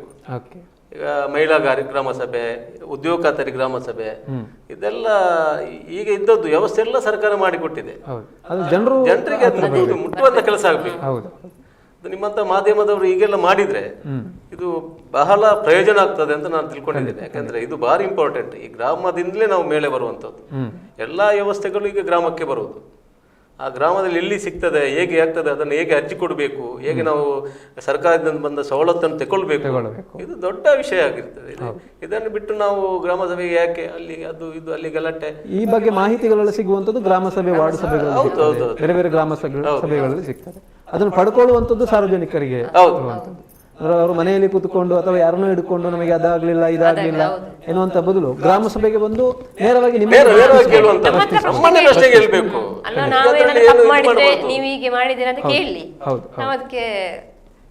ಜನಪ್ರತಿನಿಧಿಗಳಾದವರು ಕೂಡ ಜನರ ಒಂದಷ್ಟವರ ಸೇವೆಯನ್ನು ಮಾಡ್ಲಿಕ್ಕೆ ಇರುವಂತ ಇಲ್ಲಿ ಅಧಿಕಾರಕ್ಕಿಂತ ಬದಲು ಜನರ ಸೇವೆಯನ್ನು ಮಾಡುವಂತ ಇರುವಂತ ಒಂದು ಕಾರ್ಯಕ್ರಮ ಇರುವಾಗ ನಾವು ಈ ಬ್ರಾಡ್ಕಾಸ್ಟಿಂಗ್ ನನ್ನ ಹತ್ರ ಇದೆ ಒಂದು ಗ್ರೂಪ್. ಅದರಲ್ಲಿ 250 ಜನಕ್ಕೂ ಕೂಡ ನಾವು ಮೆಸೇಜ್ ಆಗಿ ಕೆಲಸ ಮಾಡ್ತೇವೆ. ಯಾಕಂದ್ರೆ ನಾವು ಅವರು ಬರಬಹುದು, ಇವರಿಗೆ ತಿಳ್ಕೊಳ್ಬಾರ್ದು ಅಂತ ಆಲೋಚನೆ ಮಾಡುದಿಲ್ಲ. ಎಲ್ರಿಗೂ ಮಾಹಿತಿ ಹೋಗ್ಲಿ, ಅವರು ಬರ್ತಾರ ನೋಡ್ತಾರ ಅದಿಲ್ಲ, ಆದ್ರೂ ಆ ಕೆಲಸವನ್ನು ಕೂಡ ನಾನು ಮಾಡ್ತಾ ಇದ್ದೇನೆ. ಯಾಕಂದ್ರೆ ಅದು ಜನರಿಗೆ ತಲುಪಬೇಕು. ಯಾಕಂದ್ರೆ ನಾವು ನನಗೆ ಈಗ ನಮ್ಮ ಅವಧಿ ಇರುವಾಗ ನಾನು ಎಂತ ಕೆಲಸ ಮಾಡಿದ ಇಂಪಾರ್ಟೆಂಟ್. ನಾನು ಕೆಲಸ ಮಾಡಿದ್ದಲ್ಲ, ಅದು ಕೆಲಸ ಉಳಿಬೇಕು. ಜನರಿಗೆ ಎಷ್ಟು ರೀಚ್ ಆಗಿದೆ ಚಿಂತನೆ ಇರಬೇಕು. ಉಪಾಧ್ಯಕ್ಷ ಆದ್ಮೇಲೆ ಮೊಬೈಲ್ ಅಲ್ಲಿ ಕೂಡ ಹಾಗೆ ನಮ್ಮ ಪಂಚಾಯತ್ನಲ್ಲಿ ಯಾವ ಕಾರ್ಯಕ್ರಮ ಆಗ್ಲಿ ಇದನ್ನು ನಾವು ವಾಟ್ಸ್ಆಪ್ ಮುಖಾಂತರ ಎಲ್ಲರಿಗೂ ತಲುಪುವ ಹಾಗೆ ಕಲಿಸ್ತಿದ್ದೇವೆ. ಅದನ್ನು ನೋಡಿ ಅದ್ರ ಬರ್ಲಿ ಅಂತ ನಮ್ಮೊಂದು ಆಸೆ. ಓಕೆ, ನಿಮ್ಮ ಒಂದು ಚಿಂತನೆ ಪ್ರಕಾರ ಜನರು ಸ್ಪಂದನೆ ನೀಡ್ತಾ ಇದ್ದಾರೆ ಈ ಬಗ್ಗೆ? ಇನ್ನೆಚ್ಚು ನೀಡಬೇಕು ಅಂತ, ನೀಡಬೇಕು, ಬರ್ಬೇಕು. ಯಾವುದೇ ಒಂದು ಕಾರ್ಯಕ್ರಮ ಇರಲಿ ಪಂಚಾಯತ್ ಮುಖಾಂತರ ನಡೆಯುವಂತ ಇದಕ್ಕೆ ಬರ್ಬೇಕು. ಅವರು ಅವರ ಬೇಡಿಕೆಯನ್ನು ನಮ್ಮ ಮುಂದೆ ಇಡಬೇಕು. ಹೀಗೆ ಮುಖ್ಯವಾಗಿ ಜನರಿಗೆ ಹೆಚ್ಚಾಗಿ ಮೂಲಭೂತ ಸೌಕರ್ಯದಲ್ಲಿ ಇನ್ನೊಂದಷ್ಟು ಬರುವಂತದ್ದು ಒಂದು ಶಿಕ್ಷಣ ಮತ್ತು ಆರೋಗ್ಯ. ಈ ಬಗ್ಗೆ ನೋಡೋದಾದ್ರೆ ಶಾಲೆಗಳ ವ್ಯವಸ್ಥೆ ಆಗಿರ್ಬೋದು, ಅದನ್ನು ಅಥವಾ ಏನಾದರೂ ಅಭಿವೃದ್ಧಿ ಕಾರ್ಯಗಳಾಗಿರ್ಬೋದು, ಅಥವಾ ಆರೋಗ್ಯ ಕೇಂದ್ರದ ಒಂದು ಆರೋಗ್ಯ ಉಪಕೇಂದ್ರ ನಿಮ್ಮ ಹಂತದಲ್ಲಿ ಇದೆ ಅನ್ನುವಂಥದ್ದು ಇದೆ ಮಾಹಿತಿ. ಯಾವ ರೀತಿಯಾಗಿ ನಡೀತಾ ಇದೆ? ಆರೋಗ್ಯ ಕೇಂದ್ರ ನಮ್ಮ ಹತ್ರ ಒಂದು ಇದೆ. ಉಪ್ಪಿನಂಗಡಿಯಲ್ಲಿ ನಮ್ಮ ಮೈನ್ ಇದೆ. ಪುತ್ತೂರು ನಮ್ಮ ಕೋಡಿಂಬಾಡಿಯಲ್ಲಿ ಒಂದು ಆರೋಗ್ಯ ಕೇಂದ್ರ ಇದೆ. ಆಶಾ ಕಾರ್ಯಕರ್ತರು ಬೆಳ್ಳಿಪಾಡಿಗೆ ಬೇರೆ, ಕೋಡಿಂಬಾಡಿಗೆ ಬೇರೆ ಇದ್ದಾರೆ. ಮತ್ತೆ ಶಾಲೆ ನಮ್ಮ ಹತ್ರ 8 ಅಂಗನವಾಡಿಗಳಿದೆ. ಮತ್ತೆ 2 ಶಾಲೆ ಇದೆ. ದೇವಸ್ಥಾನಗಳು 3 ಇದೆ. ಆದರೆ ಇಲ್ಲೆಲ್ಲ ನಾವು ಅಂಗನವಾಡಿಗಳಲ್ಲಿ ಅವರ ಇಲಾಖೆ ಮಟ್ಟದಲ್ಲಿ ಒಂದು ಕಾರ್ಯಕ್ರಮ ಆಗ್ತಾ ಇರ್ತದೆ. ಯಾಕಂದರೆ ಈ ಬಾಣಂತಿ ಅವರಿಗೆ ಕೊಡುವಂಥದ್ದು, ಮಕ್ಕಳನ್ನು ಪೋಷಣೆ ಮಾಡುವಂಥದ್ದು, ಇಂಥದ್ದೆಲ್ಲ ಆ ಇಲಾಖೆಯಲ್ಲಿ ಅವರು ಮಾಡ್ತಾ ಇದ್ದಾರೆ. ಮತ್ತು ಇವರದ್ದು ಆರೋಗ್ಯ ಇಲಾಖೆಯವ್ರದ್ದು ಅವ್ರದ್ದು ಕಾರ್ಯಕ್ರಮ. ಮತ್ತು ನಾವು ನಮಗೆ ಕೆಲವು ನಮಗೆ ಆಲೋಚನೆ ಬಂದರೆ ನಾವು ಅದನ್ನು ಅವ್ರ ಹತ್ರ ಹೇಳುವಂಥದ್ದು. ಈಗ ಕೊರೋನಾ ಸಂದರ್ಭದಲ್ಲಿ ಕೂಡ ಆಗಿ ನಾವು ಬಹಳಷ್ಟು ಜನಕ್ಕೆ ಕಿಟ್ಟು ಕೊಟ್ಟದ್ದು, ಬಹಳಷ್ಟು ಮನೆಗೆ ಅವೇರ್ನೆಸ್ ಕಾರ್ಯಕ್ರಮಗಳನ್ನು ಮಾಡುವುದು, ಟಾಸ್ಕ್ ಫೋರ್ಸ್ ಅಲ್ಲಿ ಗ್ರೂಪ್ ಅಲ್ಲಿ ನಾವು ಕೆಲಸ ಮಾಡುವಂಥದ್ದು, ಕಿಟ್ಗಳನ್ನು ಕೊಡುವಂಥದ್ದು, ಮತ್ತೆ ಯಾರಿಗೆ ಕಷ್ಟದಲ್ಲಿದ್ದಾರೆ ಅವರಿಗೆ ಸಹಾಯ ಮಾಡುವಂಥದ್ದು, ಇದನ್ನೆಲ್ಲ ನಾವು ನಿರಂತರ, ಅದಕ್ಕೆ ಯಾವುದೇ ಇದೇ ಬೇಕಂತಿಲ್ಲ, ಅದನ್ನು ನಿರಂತರ ಮಾಡಿದ್ದೇವೆ. ಇದಕ್ಕೆಲ್ಲ ಇಂಥ ಕೆಲಸ ಮಾಡಿದ್ರಿಂದ ದೇವರ ಕೂಡ ಒಂದು ಇದಿರ್ತದೆ ಅಂತ ನಾವು ಹೇಳ್ತೇನೆ. ಯಾಕಂದ್ರೆ ಕೃಪೆ ಇರ್ತದೆ. ಒಂದು ಕೆಲಸವನ್ನು ಅವರು ಹೇಳ್ತಾರ ಬೀಳ್ತಾರ, ಅವರು ಅದರಿಂದ ಸಮಾಧಾನ ಆಗಿದೆ ಅಂತ ಇಂಪಾರ್ಟೆಂಟ್ ಅಲ್ಲ. ನಾವು ಮಾಡುವ ಕೆಲಸ ನಮಗೆ ಸರಿ ಉಂಟು ಅಂತ ಕಾಣ್ತದೆ, ಅದು ದೇವರಿಗೆ ಕೂಡ ಸರಿ ಅಂತ ಕಾಣ್ತದೆ. ಆತ್ಮತೃಪ್ತಿ ಇರ್ತದೆ, ಅದಕ್ಕೆ ರಿಸಲ್ಟ್ ಕೂಡ ಸಿಗ್ತದೆ. ಎಲ್ಲಿಯಾದ್ರೂ ಹೋದ್ರೆ ನಮಗೆ ಮತ್ತೊಂದು ಕಡೆ ಅದಕ್ಕೆ ಸಹಕಾರ ಸಿಗ್ತದೆ. ಆ ದೃಷ್ಟಿಯಲ್ಲಿ ಕೆಲಸ ಮಾಡಬೇಕು. ಈಗ ನಾವು ಕೆಲವರಿಗೆ ಮದ್ದು ತಗೊಂಡು ಕೊಡುವುದು, ಕೆಲವರಿಗೆ ರಕ್ತ ಕೊಡುವುದು, ರಕ್ತದಾನ ಶಿಬಿರ, ಶಾಲೆಗಳಲ್ಲಿ ಹೋಗುದು, ಬೇರೆ ಬೇರೆ ಶಿಬಿರಗಳನ್ನು ಮಾಡುವುದು, ಅವರಿಗೆ ಪ್ರೋತ್ಸಾಹ ಕೊಡುವುದು, ಇದನ್ನೆಲ್ಲ ನಾವು ನಿರಂತರ ಮಾಡ್ಕೊಂಡು ಇರಬೇಕು. ಆಗ ಮಾತ್ರ ನಮ್ಮನ್ನು ಕೂಡ ಗುರುತಿಸ್ತಾರೆ ಜನಗಳು, ನಮ್ಮ ಕೆಲಸ ಕಾರ್ಯ ಕೂಡ ಗೊತ್ತಾಗ್ತದೆ. ಶಾಲೆಯಲ್ಲಿ ಕೂಡ ನಾವು ತುಂಬಾ ಕಾರ್ಯಕ್ರಮ ಮಾಡ್ತಾ ಇದ್ವಿ, ಅದು ಮಕ್ಕಳಿಗೆ ಬೇಕಾಗಿ. ಅಂತದನ್ನು ನಾನು ಇನ್ನೂ ಕೂಡ ಮುಂದುವರಿಸಬೇಕಂತ ಆಲೋಚನೆ. ಸರ್ಕಾರಿ ಶಾಲೆ ಇದೆ ನಿಮಗೆ ಶಾಂತಿನಗರದಲ್ಲಿ? ಸರ್ಕಾರಿ ಶಾಲೆ ಇದೆ, ಹೈಸ್ಕೂಲ್ ಇದೆ. ಹೌದು, ಹೈಸ್ಕೂಲ್ ಪ್ರೌಢಶಾಲೆ ಇದೆ. ಮಕ್ಕಳ ಸಂಖ್ಯೆ ಯಾವ ರೀತಿಯಾಗಿದೆ ಇಲ್ಲಿ? ಶಾಂತಿನಗರದಲ್ಲಿ ಸಾಧಾರಣ ಇದೆ, ಅಂದ್ರೆ ಈಗೆಲ್ಲ ಅದೇ ಗೊತ್ತುಂಟಲ್ಲ, ಇಂಗ್ಲಿಷ್ ಖಾಸಗಿ ಶಾಲೆ. ಸರ್ಕಾರಿ ಶಾಲೆ ಒಂದು ರೀತಿಯಲ್ಲಿ ಕೆಲವೊಂದಷ್ಟು ಕಡೆ ಅಧೋಗತಿಗೆ ಹೋಗುವಂತ ಪರಿಸ್ಥಿತಿ ಕೂಡ ಇದೆ. ಒಂದಷ್ಟು ಶಿಕ್ಷಕರ ಸಮಸ್ಯೆ ಕೂಡ ಇರಬಹುದು, ಅಥವಾ ಮೂಲಭೂತ ಸೌಕರ್ಯಗಳ ಸಮಸ್ಯೆ ಇರಬಹುದು. ನಿಮ್ಮ ವ್ಯಾಪ್ತಿಯಲ್ಲಿ ಯಾವುದೇ ಜನರ ಮಕ್ಕಳು ಕಮ್ಮಿ ಇರಲಿ, ಸ್ವಲ್ಪ ಜಾಸ್ತಿ ಇರಲಿ, ಆ ಶಾಲೆ ಬೆಟರ್ಮೆಂಟ್ ಕಮಿಟಿ, ಆ ಶಾಲೆ ಕಮಿಟಿಗಳನ್ನು ಆ ಅಧ್ಯಾಪಕರನ್ನು ಡಿಪೆಂಡ್ ಆಗಿ ಕೂಡ ಆ ಶಾಲೆಗಳು ಇರ್ತದೆ. ಈಗ ನಾವು ನೋಡ್ತೇವೆ, ಈಗ ಶಾಂತಿನಗರ ಶಾಲೆ ಒಂದು ಒಳ್ಳೆ SDMC ಪೋಷಕರು ಮತ್ತೆ ಇವರೆಲ್ಲ ಸರಿಯಾಗಿದ್ರೆ ಮುಂಚಿನ ವರ್ಷ 4 ಮಕ್ಕಳು ಜಾಸ್ತಿಯಲ್ಲಿ ಬರ್ತಾರೆ. ಆ ಥರ ಅಲ್ಲಿ ಕಾರ್ಯಕ್ರಮಗಳು ನಿರಂತರ ರಿಸಲ್ಟ್ಗಳು ಕೂಡ ಬರಬೇಕು, ಆ ರೀತಿಯಲ್ಲಿ ಬರಬೇಕು. ನಾವು ಕಮ್ಮಿ ಉಂಟಂತೇಳಿ ಸಂಬಳಕ್ಕೆ ಬೇಕಾಗಿ 10 ಗಂಟೆಗೆ ಹೋಗುದು, ಆ ಥರ ಕೆಲಸ ಮಾಡಿದ್ರೆ ಇಲ್ಲಿ ಕೂಡ ಇಂಪ್ರೂವ್ಮೆಂಟ್ ಆಗ್ಲಿಕ್ಕೆ ಸಾಧ್ಯ ಇಲ್ಲ. ಇಚ್ಛಾಸಕ್ತಿಯಿಂದ ಕೆಲಸ ಮಾಡಬೇಕು. ಟೀಚರ್ಗಳು ಕೂಡ ಒಳ್ಳೆ ರೀತಿಯಲ್ಲಿ ಇದ್ದಾರೆ. ನಮ್ಮ ಕೋಡಿಮಾಡಿ ಶಾಲೆಯಲ್ಲಿ ಕೂಡ ಒಳ್ಳೆಯ ರೀತಿಯಲ್ಲಿ ಇದ್ದಾರೆ. ನಮ್ಮ ಅಂಗನವಾಡಿಯವರು ಕೂಡ ಒಳ್ಳೆಯ ರೀತಿಯಲ್ಲಿ ಕೆಲಸ ಮಾಡ್ತಾರೆ. ಎಲ್ಲ ಒಳ್ಳೆಯ ರೀತಿಯಲ್ಲಿ ಕೆಲಸ ಮಾಡುವಂತ ವ್ಯವಸ್ಥೆ ಆಗಿದೆ. ಇನ್ನಷ್ಟು ಕಾರ್ಯಕ್ರಮಗಳನ್ನ ಅವರಿಗೆ ಬೇಕಾಗಿ ಜೋಡಣೆ ಮಾಡ್ಬೇಕಂತ ಆಲೋಚನೆ ಮಾಡಿದ್ದೇವೆ. ಎಲ್ಲ ಅಂಗನವಾಡಿಗಳಲ್ಲಿ ಸ್ವಲ್ಪ ಕಾರ್ಯಕ್ರಮ ಮಾಡ್ಕೊಳ್ಳೋದು, ಶಾಲೆಗಳಲ್ಲಿ ಕಾರ್ಯಕ್ರಮ ಮಾಡಬಹುದು, ಈ ಸ್ವಚ್ಛತೆ ಬಗ್ಗೆ ಬೇರೆ ಬೇರೆ ಕಾರ್ಯಕ್ರಮ ಇಟ್ಕೊಂಡು ಎಲ್ಲ ಒಂದ್ ಕಡೆ ಸೇರಿಸುವ ಕೆಲಸ ಮಾಡ್ಬೇಕಂತ ಇದ್ದೇವೆ. ಒಂದಷ್ಟು ಮಾತುಕತೆಗಳು ಆಗಿವೆ. ಪಂಚಾಯತ್ನ ಕಾರ್ಯವೈಖರಿಗಳಾಗಿರ್ಬೋದು, ಮುಂದಿನ ಒಂದಷ್ಟು ಯೋಜನೆಗಳ ಬಗ್ಗೆ, ಚಿಂತನೆಗಳ ಬಗ್ಗೆ. 2.5 ವರ್ಷಗಳ ಅವಧಿ ತಮಗೆ ಇರುವಂಥದ್ದು. ಆ ಅವಧಿಯಲ್ಲಿ ನಿಮ್ಮ ಚಿಂತನೆಗಳೇನಿವೆ ಎಲ್ಲವೂ ಕೂಡ ರೀಚ್ ಆಗ್ತದೆ ಎನ್ನುವಂಥದ್ದು ಮತ್ತಿನ ವಿಚಾರ ಬಿಟ್ಟದ್ದು. ಆದರೆ ಒಂದಷ್ಟು ಯೋಜನೆಗಳು ಹೆಚ್ಚಾಗಿ ಇಟ್ಕೊಂಡಿದ್ದೀರಾ, ಒಂದಷ್ಟು ಯೋಜನೆಗಳು ಬಾಕಿ ಆಗ್ಬೋದು, ಮುಂದಿನ ಅವಧಿಗೂ ಅದು ಮುಂದುವರಿಬಹುದು ಅಂತ ಒಳ್ಳೆಯ ರೀತಿಯಾದ ಚಿಂತನೆಯನ್ನು ಇಟ್ಕೊಂಡಿದ್ದೀರಾ. ಗ್ರಾಮದ ಪ್ರಥಮ ಪ್ರಜೆಯಾಗಿ, ಪಂಚಾಯತ್ನ ಅಧ್ಯಕ್ಷೆಯಾಗಿ ಜನರಿಗೆ, ಸಾರ್ವಜನಿಕರಿಗೆ ಒಟ್ಟು 2.5 ವರ್ಷಗಳ ಅವಧಿಯಲ್ಲಿ ನಿಮ್ಮ ಜೊತೆಗೆ ಸಾರ್ವಜನಿಕರು ಯಾವ ರೀತಿಯಾಗಿ ಹೊಂದಾಣಿಕೆ ಇರಬೇಕು ಅನ್ನೋದ್ರ ಬಗ್ಗೆ ನೀವು ಸಂದೇಶ ಕೊಡ್ತೀವಿ. ನಿಮ್ಮ ಒಂದು ಸಂದೇಶ. ನನ್ನ ಅನಿಸಿಕೆ ಅಂದ್ರೆ ಅವರಿಗಿಂತ ನಾನು ಒಬ್ಳು ಜನಗಳೊಟ್ಟಿಗೆ ಬೆರೆಯುವ ಸ್ನೇಹಜೀವಿ. ಅಂದ್ರೆ ನಾನು ಜನರೊಟ್ಟಿಗೆ ಬೆರೆಬೇಕಂತಲೇ ನಾನು ಈ ಒಂದು ಪಂಚಾಯತ್ ಸದಸ್ಯೆಯಾಗಿ ಈಗ ಅಧ್ಯಕ್ಷೆಯಾಗಿ ಆಯ್ಕೆಯಾಗಿರ್ತೇನೆ. ಅಂದ್ರೆ ನಾನು ಎಲ್ಲರಿಗೂ ಒಟ್ಟಿಗೂ ಸ್ನೇಹವಾಗಿ ಎಲ್ಲರ ಸಮಸ್ಯೆಯನ್ನು ಕೇಳುವಂತ ಒಂದು ಮನಸ್ಥಿತಿ ಉಳ್ಳವಳು. ಯಾಕೆಂದ್ರೆ ಒಬ್ರು ಕಷ್ಟದಲ್ಲಿರ್ಬೋದು, ಸುಖದಲ್ಲಿರ್ಬೋದು, ಯಾವುದೇ ಒಂದು ಬಡವರಿರ್ಬೋದು, ಶ್ರೀಮಂತರಿರ್ಬೋದು, ಅದರ ಬಗ್ಗೆ ನಾನು ಆಲೋಚನೆ ಮಾಡೋದಿಲ್ಲ. ನಾನು ಎಲ್ಲರ ಹತ್ರ ಒಟ್ಟಿಗೆ ಬೆರೆಯುವವಳು, ಒಂದೇ ಮನಸ್ಸಿನಿಂದ ಅವರಿಗೆ, ಬಡವರಾಗಿರ್ಬೋದು ಶ್ರೀಮಂತರಾಗಿರ್ಬೋದು, ಎಲ್ಲರಿಗೂ ಒಂದೇ ರೀತಿಯಲ್ಲಿ ಅವರ ಸಮಸ್ಯೆಯನ್ನು ಬಗೆಹರಿಸುವವಳು. ಒಂದೇ ಮಾತಂದ್ರೆ ನಾನೊಬ್ಳು ಸ್ನೇಹಜೀವಿ. ಎಲ್ಲರ ಹತ್ರ ಕೂಡ ಮಾತನಾಡುವುದು ನನ್ನ ಒಂದು ಮನಸ್ಸಿನ ಒಂದು ಭಾವನೆ. ಉಪಾಧ್ಯಕ್ಷ, ನಾವು ಕೂಡ ಒಂದು ಪಂಚಾಯತ್ ಒಂದು ಒಳ್ಳೆ ಮಾದರಿ ಪಂಚಾಯತ್ ಮಾಡಿ, ಈ ಪಂಚಾಯತ್ ಪುತ್ತೂರು ತಾಲೂಕಲ್ಲಿ ಒಂದು ಮಾದರಿಯಾಗಿರಬೇಕು. ಮತ್ತೆ ನಮ್ಮ ಕೆಲಸ ಕಾರ್ಯಗಳು ಅಲ್ಲಿ ಶಾಶ್ವತ ಆಗಿರಬೇಕು.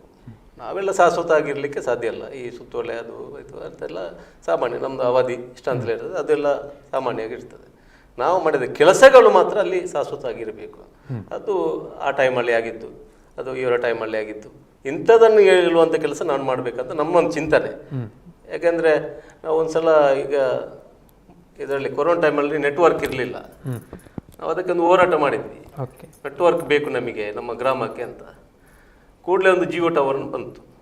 ಈಗ ಒಂದು ಏರ್ಟೆಲ್ ಟವರ್ ಕೆಲಸ ಮಾಡ್ತಿದ್ದಾರೆ. ಯಾಕೆಂದ್ರೆ ನೆಟ್ವರ್ಕ್ಗೆ ಏನು ಸಮಸ್ಯೆ ಇಲ್ಲ ಈಗ ಕೆಲವರಿಗೆ. ಇನ್ನು ಆ ಟವರ್ ಕೂಡ ಆದರೆ ಎಲ್ಲರಿಗೂ ಸಮಸ್ಯೆ. ನಾವು ಅದನ್ನು ಎಲ್ಲಿ ಫೈಂಡ್ ಔಟ್ ಮಾಡ್ತೇವೆ ಅಲ್ಲಿ ರಿಸಲ್ಟ್ ಸಿಗ್ತದೆ. ಈಗ ನಮ್ಮವರಿಗೆ 2 ಟವರ್ ಬಂತು. ಏರ್ಟೆಲ್ ಟವರ್ ಕೂಡ ಬಂತು, BSNL ಕೂಡ ಇದೆ, ಜಿಯೋ ಕೂಡ ಇದೆ. ಆ ಗ್ರಾಮವನ್ನೇ ಅವ್ರು ನೋಡಿರಲಿಲ್ಲ ಆ ಕಂಪನಿಯವರು. ನೀವೆಲ್ಲ ಪ್ರಚಾರ ಕೊಟ್ಟು ಅದಕ್ಕೆಲ್ಲ ಸ್ವಲ್ಪ ಮಹತ್ವ ಕೊಟ್ಟ ಕಾರಣ ಅವರೆಲ್ಲ ನಮ್ಮ ಊರಿಗೆ ಬಂದರು. ನಮ್ಮ ಊರಿಗೆ ನೆಟ್ವರ್ಕಿಗೆ ತೊಂದರೆ ಇಲ್ಲ.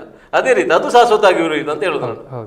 ಅದು ಶಾಶ್ವತ ಆಗಿರುವುದು. ಅದು ನಾವು ಮಾಡಿದ್ದೇವೆ ಆ ಟೈಮಲ್ಲಿ, ಅದು ಬೇರೆ ವಿಷಯ. ಆದ್ರೆ ಈಗ ಬಂದದ್ದು ಎಲ್ಲಿಗೆ ಪ್ರಯೋಜನ ಆಗ್ತದಲ್ಲ. ಇಂಥದ್ದೆಲ್ಲ ಆಲೋಚನೆ ಮಾಡಿ ನಾವು ಕೆಲಸ ಮಾಡಬೇಕು.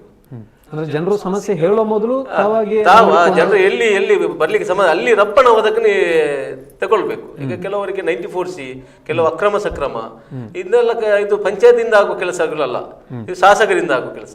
ಇದನ್ನು ನಾವು ಕರ್ಕೊಂಡು ಹೋಗಿ ಶಾಸಕರ ಮುಖಾಂತರ ಮಾಡಿಸಿ ಅವರಿಗೆ ಕೊಡುವಂತ ಕೆಲಸ ಮಾಡಿದ್ರೆ ಈ ಕೆಲಸ ನಮ್ ಪಂಚಾಯತಿಗೆ ಕ್ರೆಡಿಟ್ ಆಗ್ತದೆ. ಆ ಕೆಲಸ ನಾವು ಮಾಡಬೇಕು. ನಮಗೆ ಆ ಅವಧಿಯಲ್ಲಿ ಇದು ಆಯ್ತು, ಈ ಅವಧಿಯಲ್ಲಿ ಅದು ಆಯ್ತು, ಅದು ಆಗಬೇಕು. ಕೆಲವರಿಗೆ ಮನೆ ಕಟ್ಟಲಿಕ್ಕೆ, ಕೆಲವು ರೆಕಾರ್ಡ್ ಮಾಡಲಿಕ್ಕೆ ಕಷ್ಟ, ಅಂಥದ್ದೆಲ್ಲ ಸಮಸ್ಯೆ ಇದ್ದವರಿಗೆ ನಾವೆಲ್ಲ ಸ್ಪಂದನೆ ಕೊಟ್ಟು ಯಾವುದೇ ಪಕ್ಷ ಭೇದ, ಜಾತಿ ಭೇದ, ಮೇಲು ಕೀಳು ಮಾಡದೆ ಕೆಲಸ ಮಾಡ್ತೇನೆ ಅಂತ ನಾನು ಈ ಸಂದರ್ಭದಲ್ಲಿ ಇರಲಿಕ್ಕೆ ಇಚ್ಛೆ ಪಡ್ತೇನೆ. Okay okay.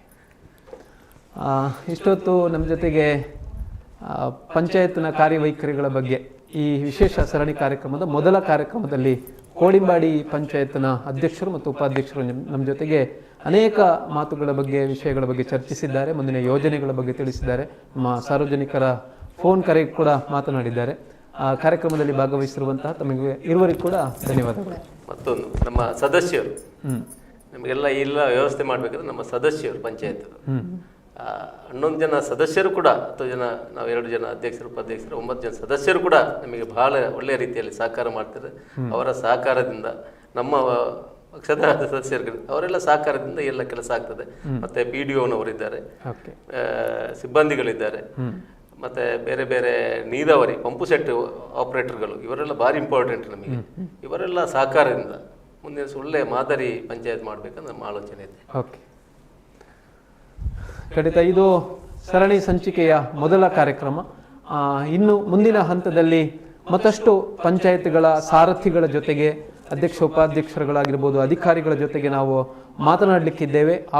ಆ ಪಂಚಾಯತ್ನಲ್ಲಿ ಆಗಿರುವಂತಹ ಕಾರ್ಯ ಸಾಧನೆಗಳಾಗಿರ್ಬೋದು, ಯೋಜನೆಗಳಾಗಿರ್ಬೋದು, ಜನರ ಜೊತೆಗೆ ಸಂವಾದ ಆಗಿರ್ಬೋದು, ಜನರ ಜೊತೆಗೆ ಮಾತುಕತೆ ಆಗಿರ್ಬೋದು, ಇವೆಲ್ಲವನ್ನು ಕೂಡ ಈ ವಿಶೇಷ ಸರಣಿ ಕಾರ್ಯಕ್ರಮದ ಮೂಲಕ ನಾವು ನಮ್ಮ ಸಾರ್ವಜನಿಕರ ಮುಂದೆ, ವೀಕ್ಷಕರ ಮುಂದೆ ನಾವು ಇಡಲಿಕ್ಕಿದ್ದೇವೆ. ಮತ್ತೆ ಮುಂದಿನ ಒಂದು ಪಂಚಾಯತ್ ಕಾರ್ಯಕ್ರಮದಲ್ಲಿ ಭೇಟಿಯಾಗೋಣ. ನಮಸ್ಕಾರ.